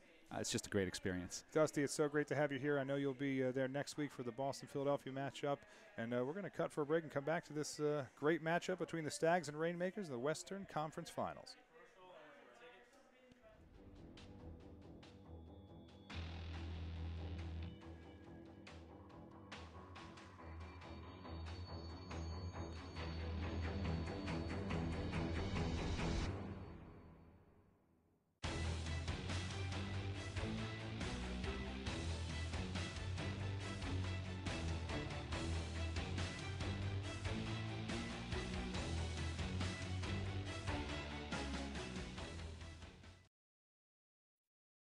We are back at Lincoln High School in beautiful Portland, Oregon. 70 degrees right now. Stein and Snyder doing it live on MLU Live. This is the Western Conference Championship game, the finals. The Rainmakers are up over the Stags, 10-9. A lot of people think this is a surprise. It really is. Of course, Portland comes in as the #1 seed at 9-1. Jeff, what do you expect to see from them in the second half? Boy, I talked with Chris Hancock up here, and he filled me with confidence for the Stags. He said, "Oh, we're a second-half team. This is no problem." I felt the confidence there. So when he left here, I thought, okay, the Stags are going to come back and they're going to win this game. They're going to win it 21-18, much like he said. Then Dusty Rhodes comes back up here and he says, I thought that the Stags would be winning at halftime, and maybe I'm not so sure that if the Rainmakers keep up what they're doing, they'll win this, 2018 or something. So I really don't know. But my gut says that you're going to find out here in the next couple minutes. If Portland come out here and get breaks and Seattle looks lost, that's a bad sign. But in the same way, if Seattle comes out here and just flows down on offense, that's a bad sign. So I think we're going to find out right here. And if I had to put my money on it, I just wouldn't want to go up against Woodside and Purston. But it's a close game anyway. Heavy favorites, the Portland Stags. They're going to send the pull to start the second half, the third quarter.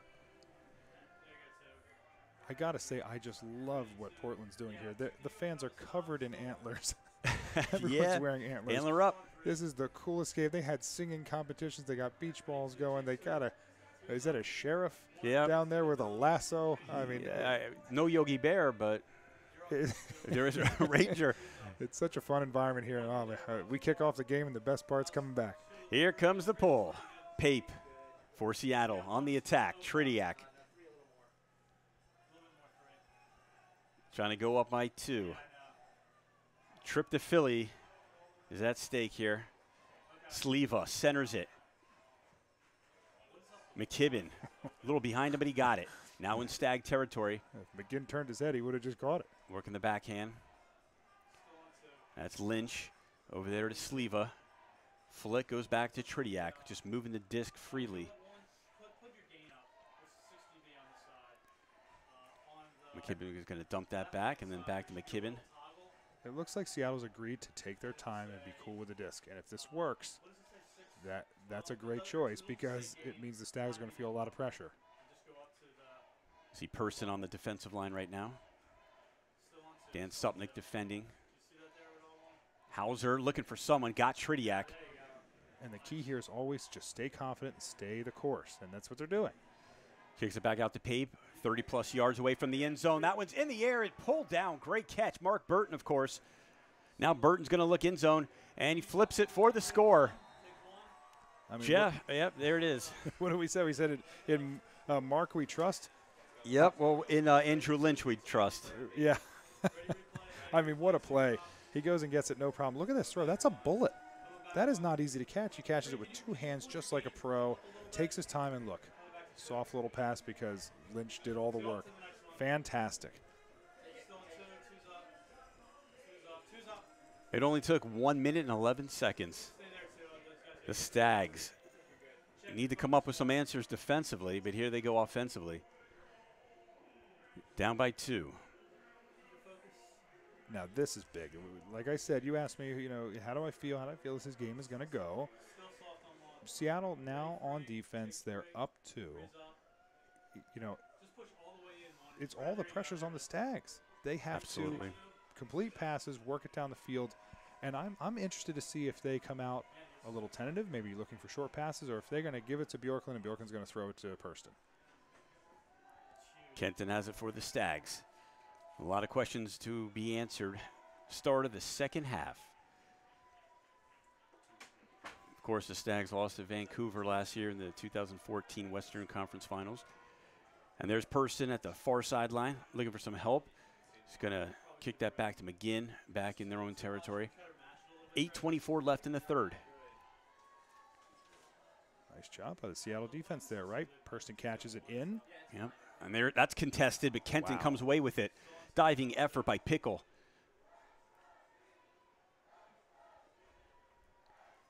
And again, they're going to take their time. Kenton finally gained some yards at the far sideline. As you see, Neely all over defensively. Bjorklund pulls that with one hand. We're going to have a call back there. Let's see if they're going to call that on Neely. Yeah, I was actually going to ask, or wonder why they're not calling the foul there, but they did, which unfortunately Hurts. isn't what they wanted. They wanted that completion. So kind of a rough call because it gives them the defensive advantage. Stags looking to score, bring this to a 1-point game. And look, Kenton's all alone, so he has to get this disc upfield, which he does. McGinn thought about going in the end zone. Now kicks it back to Kenton. Underneath Emilius. Now has a man in the end zone. Oh, just shy. Adamson. Let's see if they can get this. And still shy. This is in the end zone. And Emilius makes Seattle pay. Good answer. Wow. I got to admit, I felt nervous because they were on the goal line, and it felt like they were trying to, make the ticky-tack pass, but that would look like no problem there.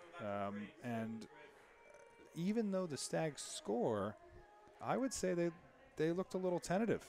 And Thurston caught it once and had to dump it back 10 yards. That's a nice job. That's what you want the Seattle or the Stags offense to look like for the rest of this game if you're Seattle. So, nice job. Rainmakers up by 1. Jeff, do you keep Person in on the defensive line right now? Because I know you don't really want to wear him out. No, you got to stay the course. It's you've won all year doing something. You keep doing that, and you see where it gets you. And if you're going to make changes, I would say that you would make those changes in the fourth quarter because this game is still close. And you can see if what you've done all along is going to work, and that would be the smart move. 7:07 left in the third. McKibben has a disc to Tridiak for Seattle, up by 1. Floats in the air. We're going to have contact foul. Nothing called yet. That is not a foul call. Not a foul. Wow. That's unfortunate. That looked like a foul all the way. And this is big for the Portland For both Stags teams, defense. yeah. Supnick with the disc. Trying to make the Rainmakers pay. This is floating in the air. It's going to be a jump disc. And it is intercepted by Pape. The Rainmakers quickly on the offense. As you see Klein. Look at that. McKibben just effortlessly just moving up the field. McKibben's going to go across the field, the swing pass. He finds Big Isaac Entz. And Portland's lost right now. They have Totally. no idea Lynch. where anybody is. End zone. Pape one-handed. Got it. Oh, corralled by Pape. Seattle back up by 2. That is just not the sequence that you wanted for Portland, right? They get the disc with a short field, and I don't even know what to tell you that throw was. A blading throw coming down into a crowd of people. And while Portland is very tall, it's just not what you want from it. And then you saw, I think Pape was, who had the disc. They ran down the field unmarked, uncovered for 70 yards, 50 yards, 60 yards. That is not what you need if you're Portland. 6:14 left in the third. This, I'm not sure. I'd have to go back and check, but I think this is the most goals scored on Portland thus far at 6:14 in the third. What is Seattle doing to make it look so easy offensively? They're taking their time. Look, again, we saw what happened when you throw it deep. They're huge. The Stags are too intimidating, and they're taking their time, and they're making smart choices, and they're making the Stags work. And the thing is, they're making them work on offense, which seems to be getting, to them mentally of, everything's going to be really difficult. Oh, boy. That one's long. Couple Rainmakers back there. It's intercepted. Neely's there. Matthew Neely intercepts it. Deed up by the Rainmakers. Dewey Valentine with the disc. It's going to slow it back up. There's that pace you were talking about. Again, look, the thrower's uncovered. Pickle. Flick underneath. Beaner. Oh, boy.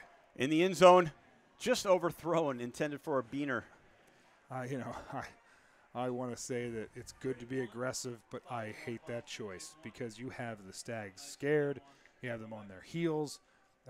They didn't want to cover you, and you threw a really tough pass. McGinn pulls that. Purston, center field. Adamson's wide open. Yeah. And there's Seamer looking for Adamson all alone. The floating pass. Score for the Stags. Now, you know, here you go, and you talk about the sequence that happens there.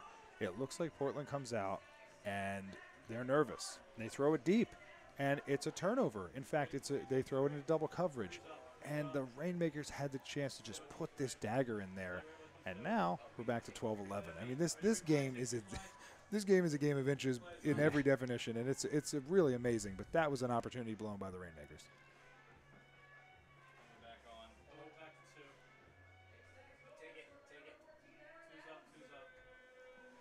Back to live action. Rainmakers still commanding a 1-goal advantage over the Portland Stags. 5 minutes, 8 seconds left in the third. Stein and Snyder doing it. MLU Live.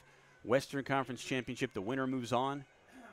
Neither one of these teams is the only 2 teams in the Western Conference that haven't been to the championship game in Philly.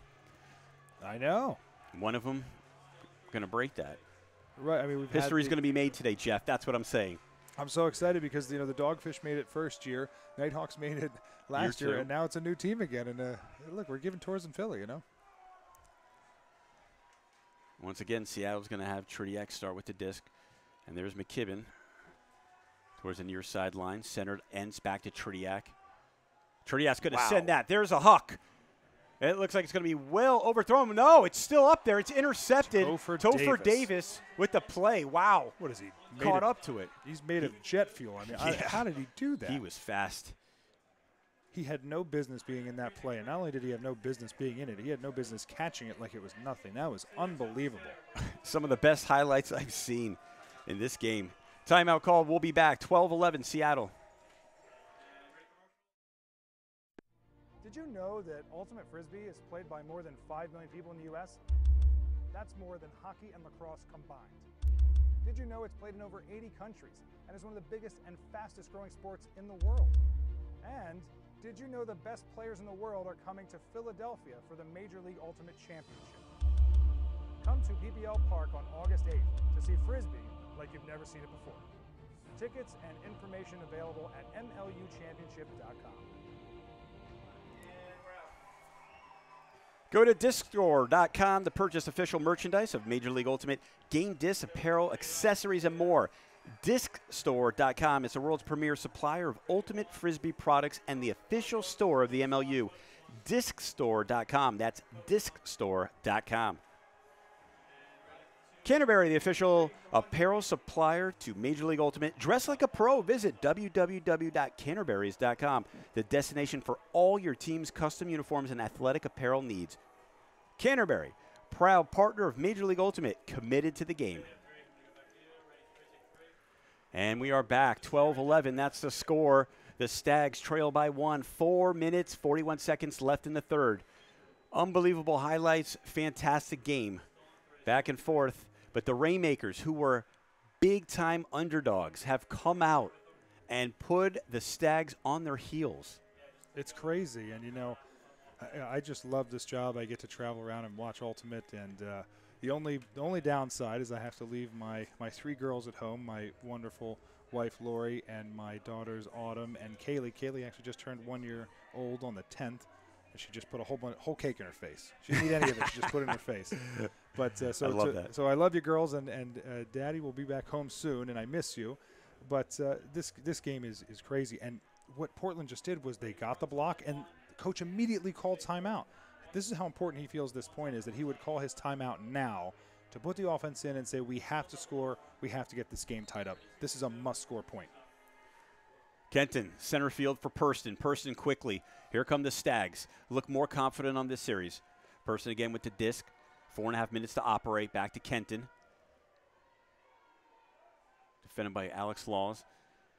To McGinn. Towards a far sideline. Stags can tie it up on here. There's to Kenton. Too easy. Good pass in Rainmaker territory. Stags getting back to their ordinary offense. They're frustrated. McGinn's going to swing that back over to Kenton. Ooh, diving effort. Nice catch, Adamson.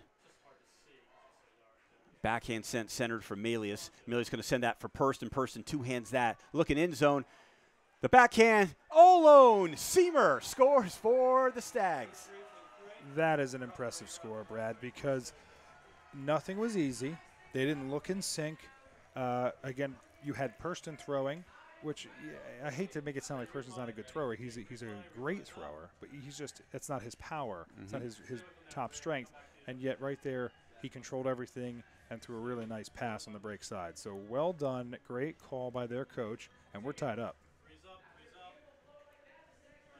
Tied up at 12. 3:49 left in the third. Stags still looking for their first lead. I can't believe I'm saying those words.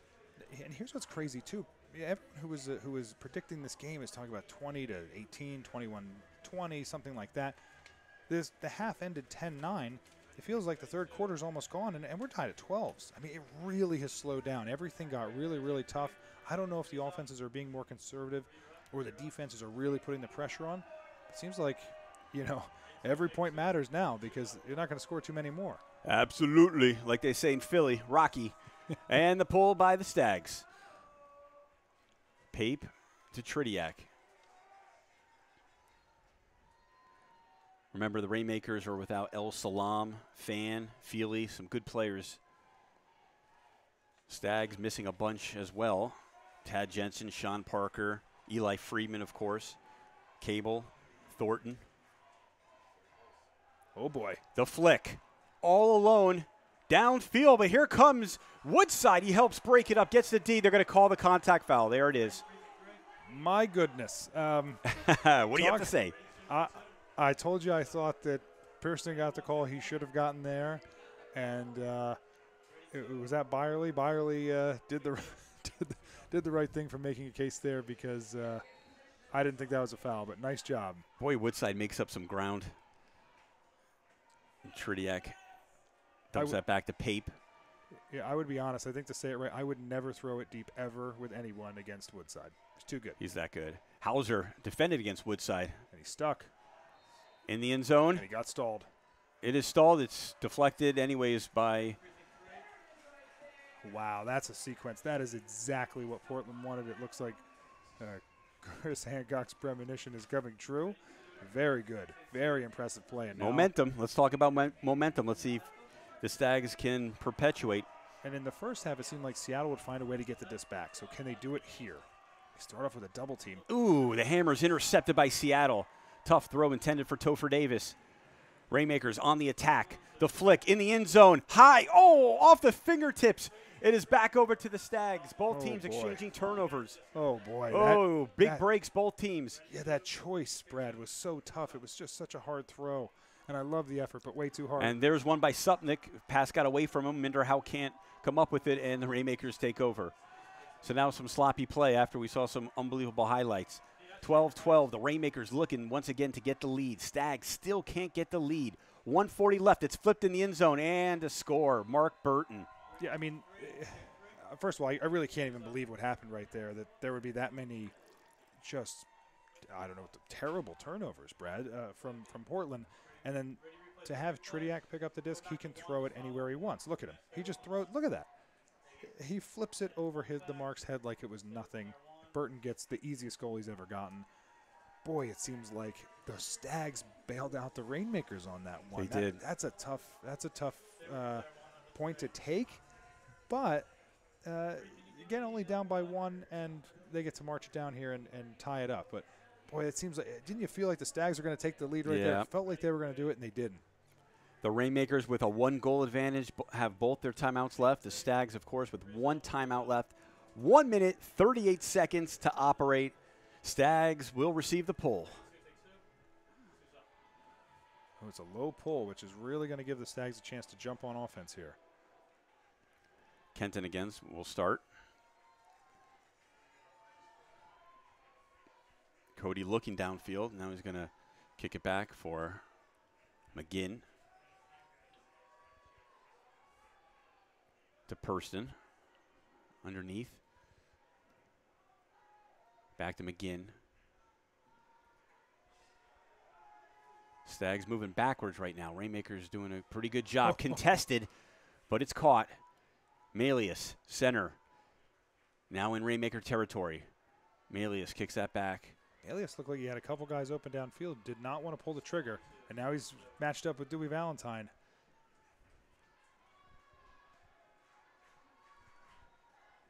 Kenton back in his own territory.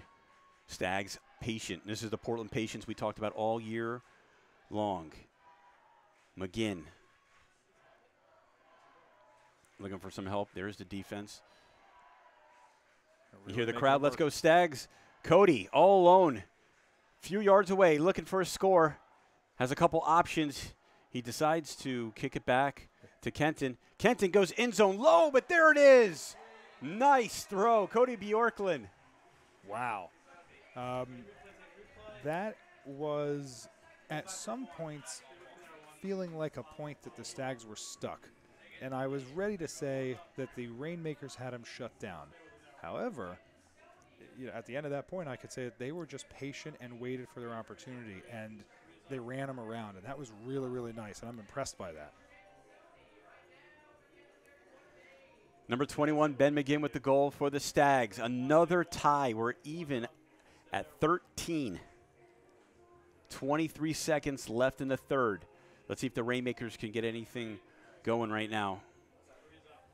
The normal offensive line is out there for the Rainmakers. Trediak, Pate, McGibbon, Burton, Sleva, Hauser, Lynch. Yeah, I mean, if you change lineup now, you'd be crazy. Oh, wow. See, what a mistake. You'll see now the Rainmakers are moving up 20 yards. The Stags now just had to move back 20 yards. They had a delay of game because you have to get 7 on the line within 45 seconds, and they didn't. These are just again, we're going back. Don't make these mistakes. Especially in the conference championship. Now, the refs are meeting up, and I don't know if maybe a clock issue caused it and they would let them reset, but it doesn't look like it.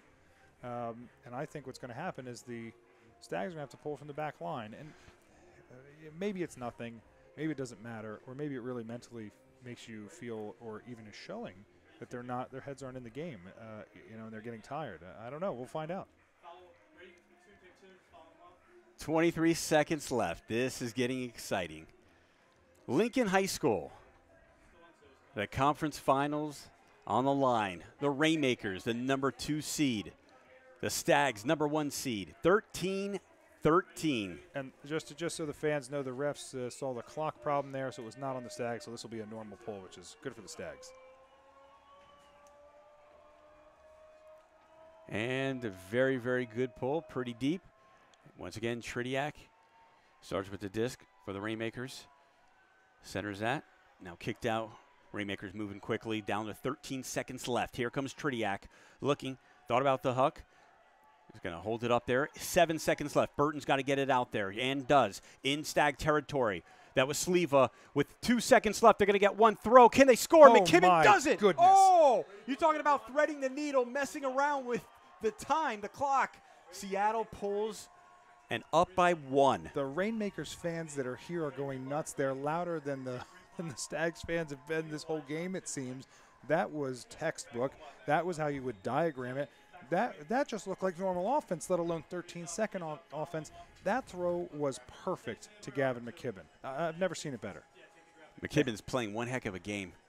We'll be back. That's the end of the third quarter. 14-13 Rainmakers, MLU Live.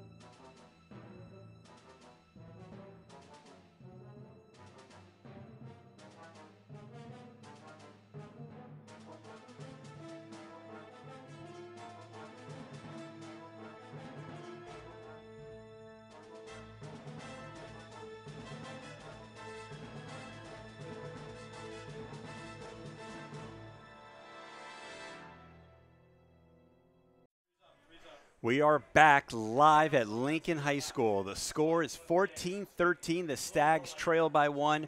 Snyder and Stein doing it MLU Live. Western Conference Championship. What a under 25 seconds left, Jeff.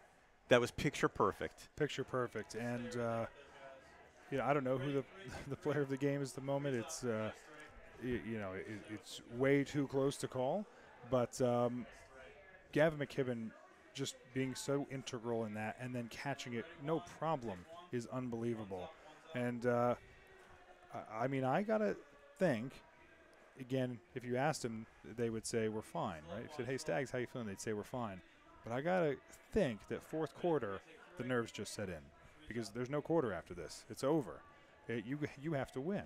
Of course, unless you tie it and you go to overtime. But now they feel the pressure. They not only have to score, they need to take the lead. And, I think a lot of people would have thought they would have had the lead by now, and a lot of people thought the Rainmakers wouldn't be so calm. And another player I want to talk about who will not get any credit, on the stat sheet is Clay Dewey Valentine, who has been Mr. Activity. Every time he covers somebody, they're completely shut down for the first look. They have to work their butts off just to get open. Bravo to Clay Dewey Valentine.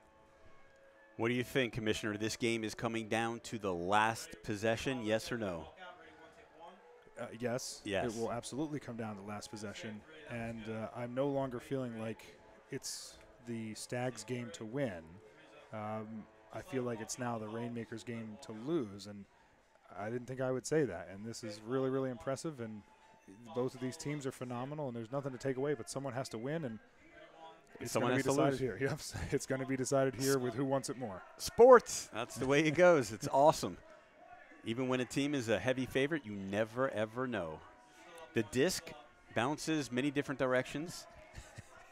We can't blame this on Mother Nature because it's absolutely perfect. It's a perfect night. Yeah, there's nothing. There's no complaint. It's a perfect night, perfect stadium, perfect crowd. You're right. Sports and Ultimate is just so fantastic, and this is such an exciting game in itself. And boy, you wouldn't have written this better. This is highlight reel. Every play, it seems, every point that was scored has had a highlight, and now we're in the fourth quarter, and it's a nail-biter. Yeah, I feel like Dusty Rhodes came into the booth and glued smiles on both of our faces because we can't stop glowing and smiling. Or maybe it was Nick Darling. Blame it on him.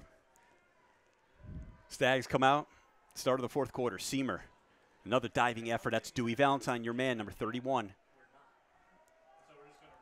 The hammer to Purston.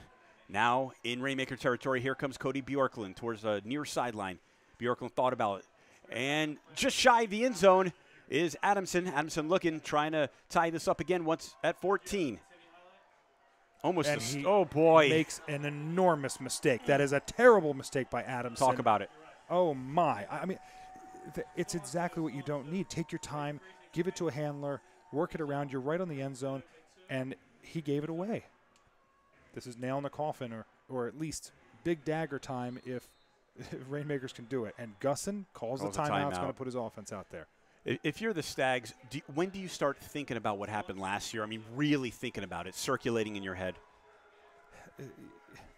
The problem is they don't have time to think about it right now, but I think the feeling is what's going to be with them right now. The feeling is we're not in control, and that feeling's terrible. You want to feel like if you just do your job, go down and score, you're going to win the game. And now they don't feel that way. They're feeling like, man, we got to go get a block, then we got to score, and that's just to tie it up. They're starting to, I'm sure, they're starting to feel really nervous about it. 14-13, Seattle. We'll be back. 9:07 left in the game.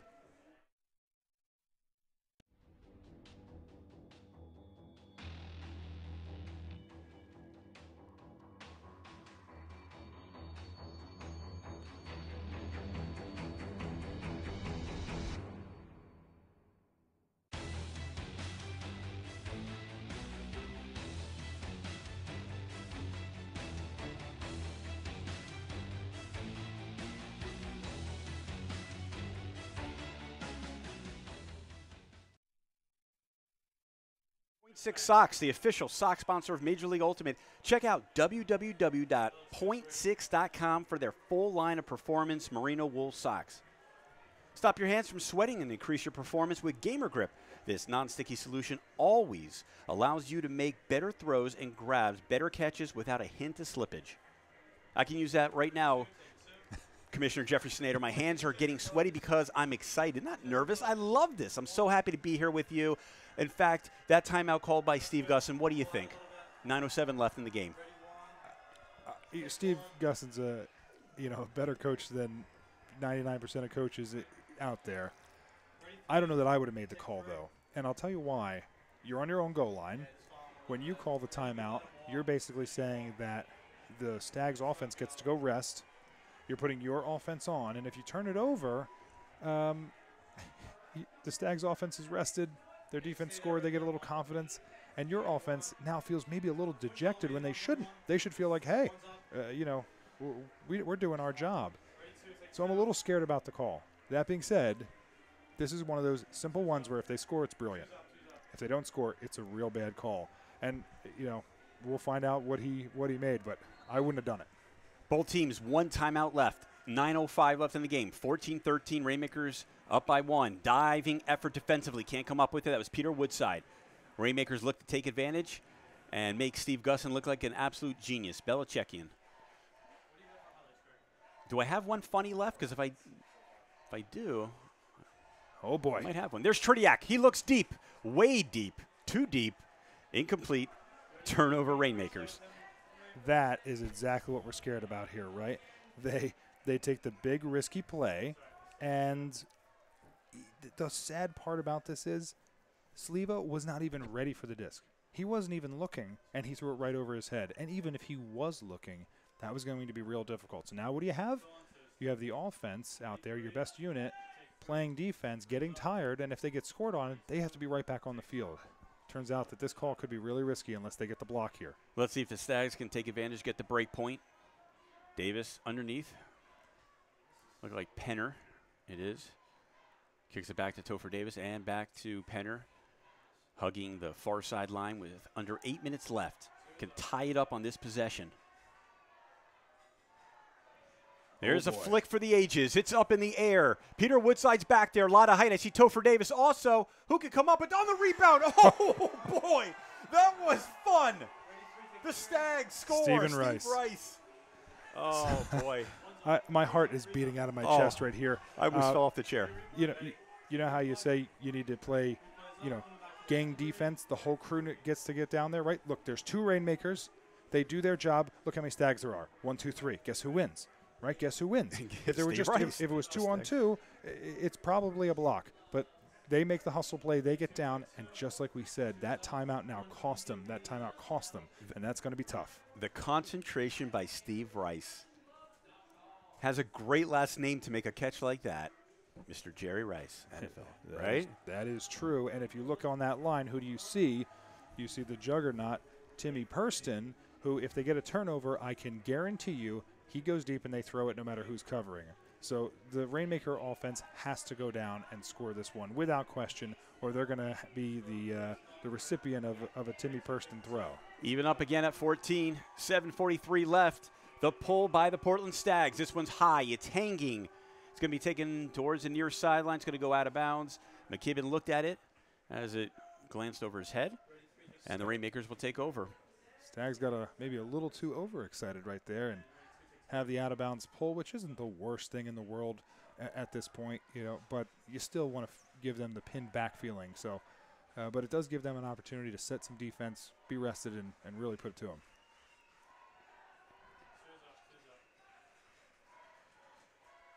Tritiak with the disc. Grant Cole defensively for the Stags. Purston is in on the defensive line. McKibben. Dan Supnick guarded him. Hands in the face. Back to Tritiak. Isaac Entz in the game on the offensive line. Big number 51. Centers that for Burton. Burton's going to send that downtown. Has an open man, McKibben. But here comes Woodside, it looks like. And McKibben caught it. Is he in? No. He's not in. He's about an inch away. Supnick is back there. And here they go. And the Rainmakers still looking to score. Brad Hauser, now he finds McKibben, cuts, scores. Seattle. But I can't take it. I need to can't call a take it paramedic. Brad, I can't take it. I can't even breathe. You might have to take a seat. So what I just saw was that the Stags go deep, 3-on-2, get it. And now the Rainmakers come back, and McKibben, who is the smallest guy here, is going to be the recipient of all these guys jumping up, and he gets to catch it. I'm losing my mind. That is the play of the game. Wow. Gavin McKibben is the player of the game as Absolutely. far as I'm concerned. I can't believe it. That was unbelievable. Best game I've ever seen Gavin McKibben play. Not just making these catches, but just everything. He's all over the field. Great decisions. So efficient. And, you know, his sister, Fiona McKibben, is one of the assistant coaches here. If she is, I can tell you, her heart's beating like crazy, too. She's got to be so proud of her brother, but this game has to end the way they're both want it to end. They have to stay the course here, and this deep point's so important. Is it the Stags' turn? We're going to find out. Trailing by 1, 7:07 left. MLU Live, Stein and Snyder. And they are standing 10 yards behind Timmy Purston, saying, please, whatever you do, go in. And that's what they're going to let him do. They're going to make him a thrower. And there's Purston. Far sideline, hammer across the field in the middle of the end zone, up in the air. It is deflected. It looked like Cody Bjorklund had a hand on it, couldn't come up with it, and Seattle gets the disc. See what happened? They made Timmy Purston do the thing that he's not the best in the world at, and it worked.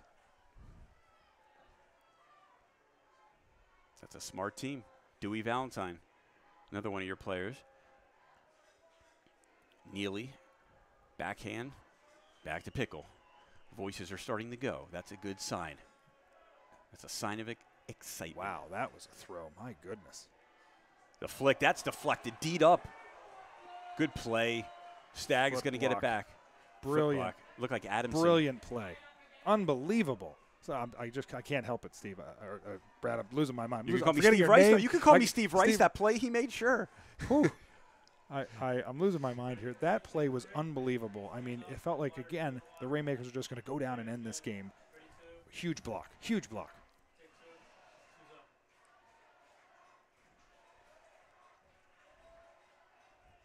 McGinn trying to get open. Look at the defense. Chris Rupp, little double team with Pickle. Down the far sideline, Seamer looking for someone open. Tough to find one. McGinn's breaking. Can he catch up to it? What? Off his hands. Was it deflected? Ooh, boy. Rainmakers, no call. Seattle's disc. Who got that block? That was unbelievable. That is unbelievable. I don't think that receiver had any idea that defender was there, and he got out there, and I think he made the play, right? I agree. And now it looked like it. It's a 1-on-3. 3 Stags back there. Adamson's going to easily break that up. Hopefully no one's injured on that one. Person's back there. Let's see if Adamson's taking a beating on the ground. Yeah, his knee's wrapped up, and once again he's limping. He's been a real trooper. Good player. Under 5 minutes to go. And I don't like the throw, but I like the fact that now the Stags have to work all the way down the field, and they're going to send it here. And they are. The flick. The huck. Adamson once again. Can he get up high enough? Adamson he just has to knock it away. Oh, my goodness. This is a play. That was Matt Neely. Unbelievable. The defense was better than the offense. Great position by Neely. Now we're at 4:35 left. The Rainmakers still have a 1-goal advantage. I'll tell you one thing Gusson isn't going to do is call a timeout here, right? He's going to let his defense wear them out. Right now, they've succeeded, right? The offense has had to work so hard. And a whistle. A timeout. Okay. It's called. Seattle. Gusson doesn't like the way I think. 15-14. Rainmakers still on top of the Stags. 4:23 left.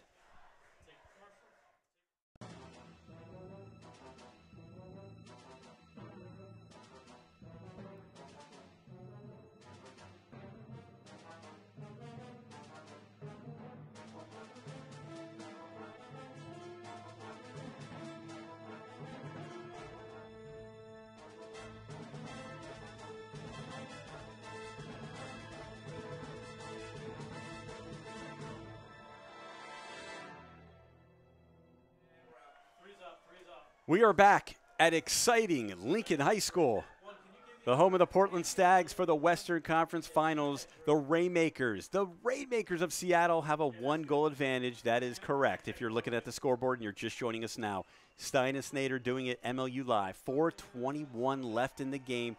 Jeff, we're both excited and about to pass out. Do you think you can hang in there for 4 minutes and 21 seconds? I don't know if I can. I think I need some medical help here. My heart's pounding. A couple of things we found out. One, that deep pass McGinn dropped. It was not blocked, but I think maybe he heard the footsteps, or I'm not sure, whatever happened, but he dropped it. I also want to say that I said that Gussum wasn't going to call the timeout, but if you ask me now if I thought it was a good call, I would say yes, because what he decided was that they're not going to get a stall right there. And his thrower was jammed up, had nowhere to go, and he thought was about to make a poor choice. I would say that timeout call was brilliant because it was the right play for the right situation. Don't give them a turnover. Let's take a look at the body language right now in the Stags. Do you see anything? I don't know. I mean, they have such confidence normally, and they kind of always have, they're not out there, getting really pumped up or anything. They just do the job. But McGinn certainly looks like that throw's affected him. And, he's going to want to make a play here. And we'll see. And he's out there covering Lynch, and he's going to get his chance. The Rainmakers on offense. Jeff Pape with the disc. Let's see, there's a double team by Portland. Supnick. Now on McKibben, you see the defense has intensified for the Stags. They have to come up with an answer. Down by 1. Bjorklund on the defensive line. They took the easy throw. Yep, had a man downfield. And that is coaching right there. That's saying, you know what? All we have to do is waste time. And we'll have a pick, which will move him back 10 yards, but that's not going to matter to Tridiak. Tridiak doesn't care because we're taking time off the clock.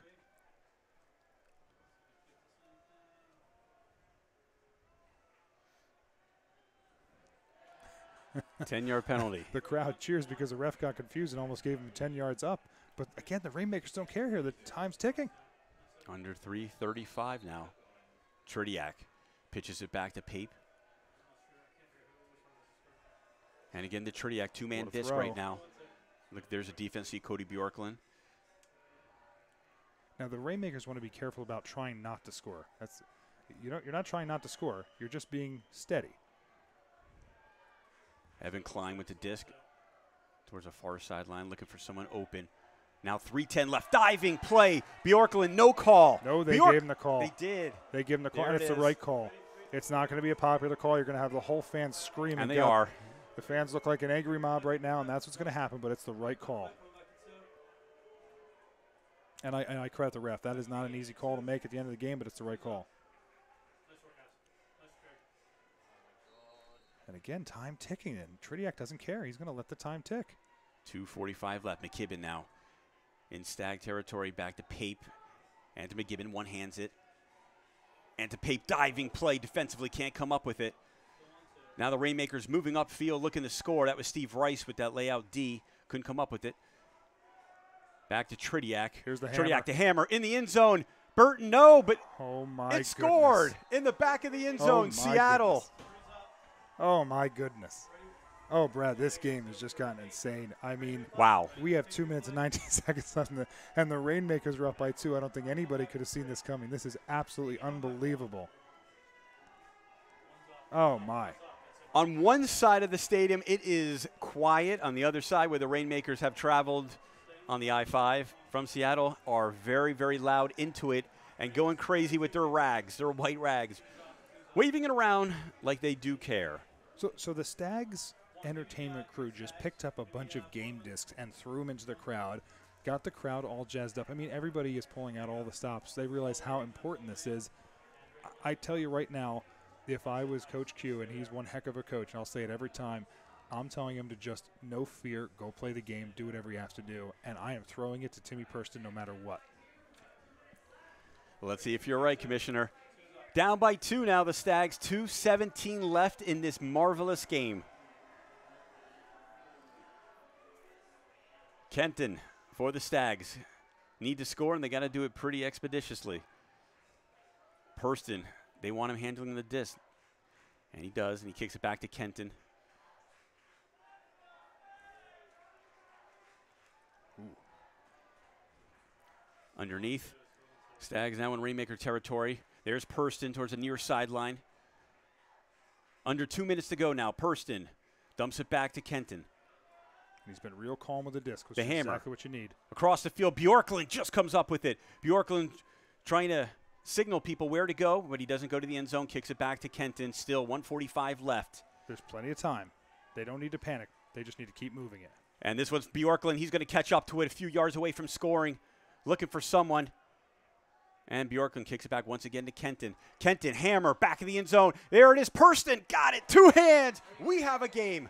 Wow. It's a 1-point game, 16-15. Am I allowed to say wow? Do I have a Please. limit on wow? There's wow. There's scintillating. So if you watch that point at the end, first of all, they told Biener said, I'm going to let Purston go in because we've seen him make mistakes. Purston refuses to make a mistake. Biener then sits on the hammer and says, I know they're going to throw it to him, and makes a break on it, and I feel like he misses it by an inch. And Purston also had the wherewithal, again, and confidence and poise to just catch it. Whoa. Yeah, that's awesome. A big play. 16-15, timeout called by the Stags so they can move the disc up to the midline. We'll be right back. Don't miss this. 1:21 left.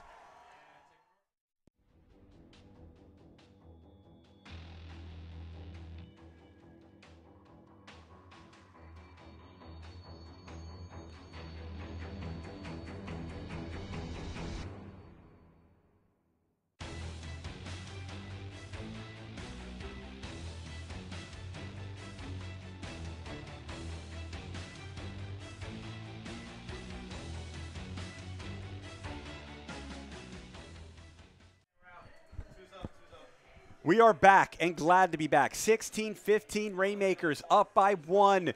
There is 81 seconds left in this matchup. Look at the coaches. John Thornton, I mean, he looks as cool as the other side of the pillow. Danny Quarles smiling. Talk about confidence. That gives you a lot of confidence when you are down a goal and your coach can walk on over and give you a smirk smile that says, we got this. That is a lot of confidence. Impressive. Are you more nervous if you're the Rainmakers right now or the Stags on this possession? I wonder. I mean, again, it's all the lies that we that we tell the interviewers because we don't want them to know how we actually feel. You got butterflies in your stomach, your heart's pounding, but the great players just focus. And that's why this is so hard to do, because you got to do this in front of a big crowd of people going crazy. And everybody is on their feet in this entire stadium. This is an unbelievable game. And I'm nervous. I would say I'm nervous if I had to say after the game. But I'll tell you who I don't think is nervous. Daniel Tridiak, Mark Burton. I think they're saying, give me the disc. We're going to march this down, and if we score, the game's over. If they score, the game's over. If they don't score, the game is tied up, Brad, and then you and I got to have a heart attack together. That means we might have to go to overtime, Commish. One of us are going to go down, maybe both of us. Right, yeah. One of the teams has to win and lose, and maybe one of us has to win and lose. Hopefully Nick Darling's on the call, getting ready, warming up on deck circle. And remember this, everything is about the pole. This pole has to go out of bounds, has to hit and roll out of bounds, and they have to pin the Rainmakers. If they don't do that, it's a wasted opportunity. And the pole, it's high. And it's going to bounce. Let's see if it takes a Stag bounce. Doesn't go out of the end zone. There's McKibben right now. Stags back defensively, applying the pressure. Nobody open deep. Rainmakers want to kill this clock. 1:12 left. Western Conference Championship on the line right now. They got themselves out of the jam too, right? They did. Sleva with the disc, trying to work it back to McKibben, who's been just flawless out there. And so is Andrew Lynch. 51 seconds left. Back to McKibben. In dangerous territory right now. Stags going to try to amplify their defense. Looking for Tridiak. Tridiak gets out of there, and Tridiak's going to send this one deep with the flick. Wide open. It's still hovering. Could he catch up to it? Absolutely. That could be the dagger. 35 seconds left. All right, let's see if he scores. Klein. Excuse me, Sleva. In the end zone, Todd Sleva scores for the Rainmakers. Like you said, is that it? Nail in the coffin? I think it's it. I think it's it. Look, you only have one choice here as the Stags, right? You're down 2 goals. It means you need to put your absolute best lineup out there no matter what. You need to catch it, throw one pass, and throw it into the end zone and catch it. Then you have a chance to do something crazy, roll it out of bounds, do a short pull, do something that would give you a chance to get a turnover. But the classic mistake you could make here as the Stags, not realize that your back's up against the wall and it's time to throw it down the end zone. The Rainmakers are up by 2 goals, 26 seconds left. Unbelievable. They came in as major underdogs, and they might just come away with a victory. You see, look at the faces of the Stags. Look at Person, look at Cody. Look, I'm telling you, I love these fans. They're all on their feet. They're battling in the stands.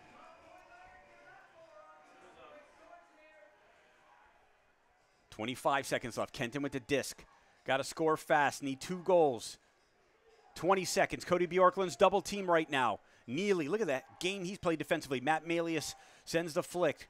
Centers it. Seamer. What are they doing? Just going back. Throw it. There it is. It's up in the air. You see Person coming around. Oh, it's yanked by Bjorklund. Have to score really quick. Kenton. And they do. The Stags have 2 seconds, though. Unfortunately, that is it. Game is over. Unfortunately, it's just a pomp and circumstance left, and the Stags, they needed to realize they needed to score earlier. They're going to throw the disc. The Rainmakers are going to pick it up, and the Rainmakers are going to earn themselves a seat at the MLU Championship.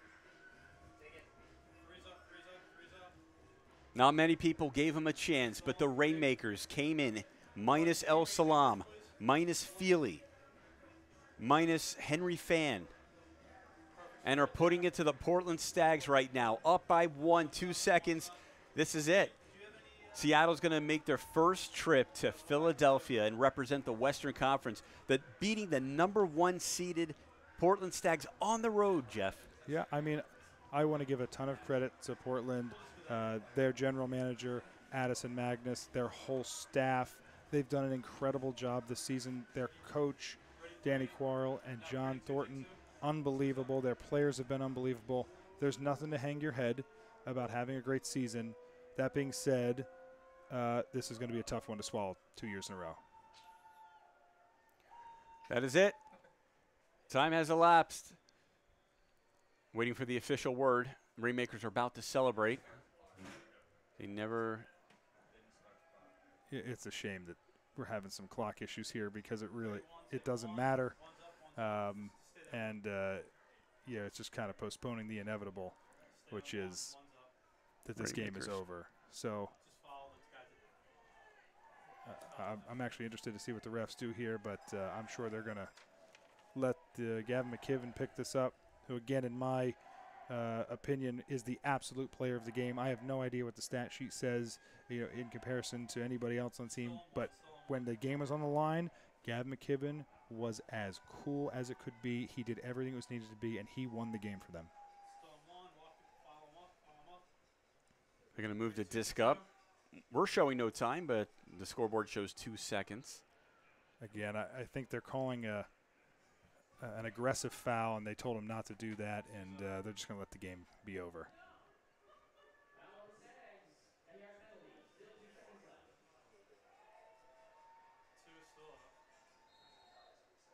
There it is. And there it is. Wow. And look at Tritiak. Throws the disc, a little flick, and it's still, look at it, still hovering. It's probably going to hit someone in the crowd. That will do it here at Lincoln High School. The Seattle Rainmakers move on to Philadelphia and have a chance at a bunch of cheesesteaks, not from Geno's, but from where? From Pat's. From Pat's. From Pat's. There's something about the meat, the way it's chopped. We'll be back. We're going to have our player of the game interviewed on the field. They're grabbing the cooler. I hope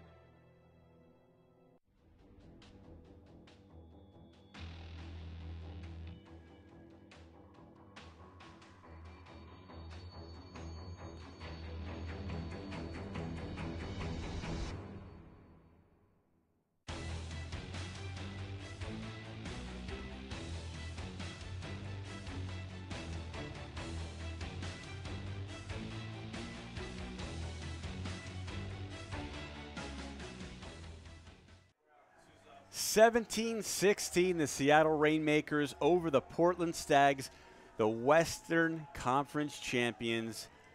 The I-5 rivalry goes to the Seattle Rainmakers. Thoughts, Commissioner? One thing I wanted to point out was just, I feel really blessed to be a part of the MLU. It's been an amazing experience. I work with amazing people, and I'm looking out here, and the entire crowd is still here. They're cheering on their Stags for the season they gave them. It was a 9-1 season, and the effort they gave them till the very end, unbelievable. And then you have all these people that traveled for the Rainmakers. You see how excited Burton, Cam Bailey, Klein. I mean, they were a 5-5 team. They're a 500 team, but they stuck with it. They got better every game.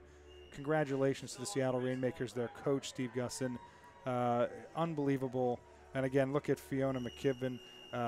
How proud could she be of her brother, who was without question the player of the game. Boy, I could talk about this forever. I'm going to be talking about this for all night. Unbelievable. Water cooler. Let's see if we can pick that up on the camera. Here it goes. Gusson has no clue. He has no clue. Get him. He's Get about him. to get Got him. Oh, it looked like Bill Parcells back in the days. And they even put it right on his head. I love that. They're lifting him up. So there he goes. And I know Gusson. He's going to enjoy this. He's got a big smile on his face, and then he is. There he is. He's going to tell him to get back on the bus and get ready because they got a game to play in 4 weeks. Two classy organizations. It comes down to this. The number 2 seeded Seattle Rainmakers defeat the heavily favored Portland Stags, number 1 seed, 9-1, their second loss of the season. Let's go over, recap the game with some unbelievable highlights. There's Aaron Adamson with his score. I mean, the game is a highlight. So this is just showing how much effort they put in. People wouldn't stop putting their bodies, on the line for everything. But in the end, you have to give it to the coaching and the game plan. Timmy Purston was really hurting them. They turned him into a thrower, and, it worked. And in the end of the game, Gavin McKibben became exactly what they needed him to become. And even though this is just highlight beyond highlight with the Stags, the Rainmakers made the big plays when it counted. And there's the hammer that just felt like a dagger. It was just unbelievable game. And here it is. This is the game, right? Yep. Here's Pape. Wow. I mean, I could watch this game over and I think feel the same way because it was so back and forth. Even though, did the Stags ever lead? Nope. They never did. Right? Never. But it still felt like there was always an opportunity for them to get in it. And, wow, I mean, what an absolute amazing game. Defensively, Seattle was just lights out. 17-16, Mike Walsh Stadium, Lincoln High School. We'll be back. MLU Live.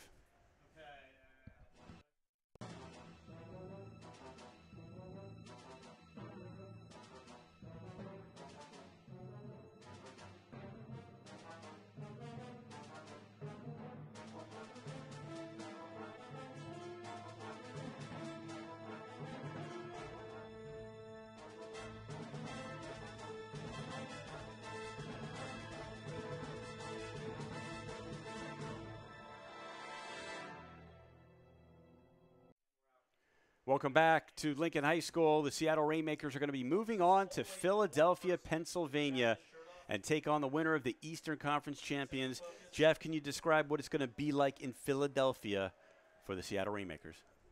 I mean, it's going to be an experience that they'll never forget. The Nighthawks and DC Current last year talked about what it was like to play in a stadium like that, the feeling of it. It's like nothing that they've ever experienced, and it's certainly something they'll remember forever. And they have to be so proud of the way they earned it. I'm excited for it. It's August 8th. You can see all the details at MLUchampionship.com. I can barely breathe. I got to go lay down. It's just one of the best games I've ever seen, and it was everything the fans deserved. And I'm just so proud of both teams. Again, no one should hang their head. Fantastic game. Congratulations to the Seattle Rainmakers. Congratulations to the Rainmakers. Fantastic season from the Portland Stags. That will do it right here. MLU Live and Lincoln High School. 17-16 is your final score. The Rainmakers moving on. Brad, Stein, Jeff Snader, PJ, the whole crew, Matt Gray, thank you, everyone. We'll catch you for the big one August 8th.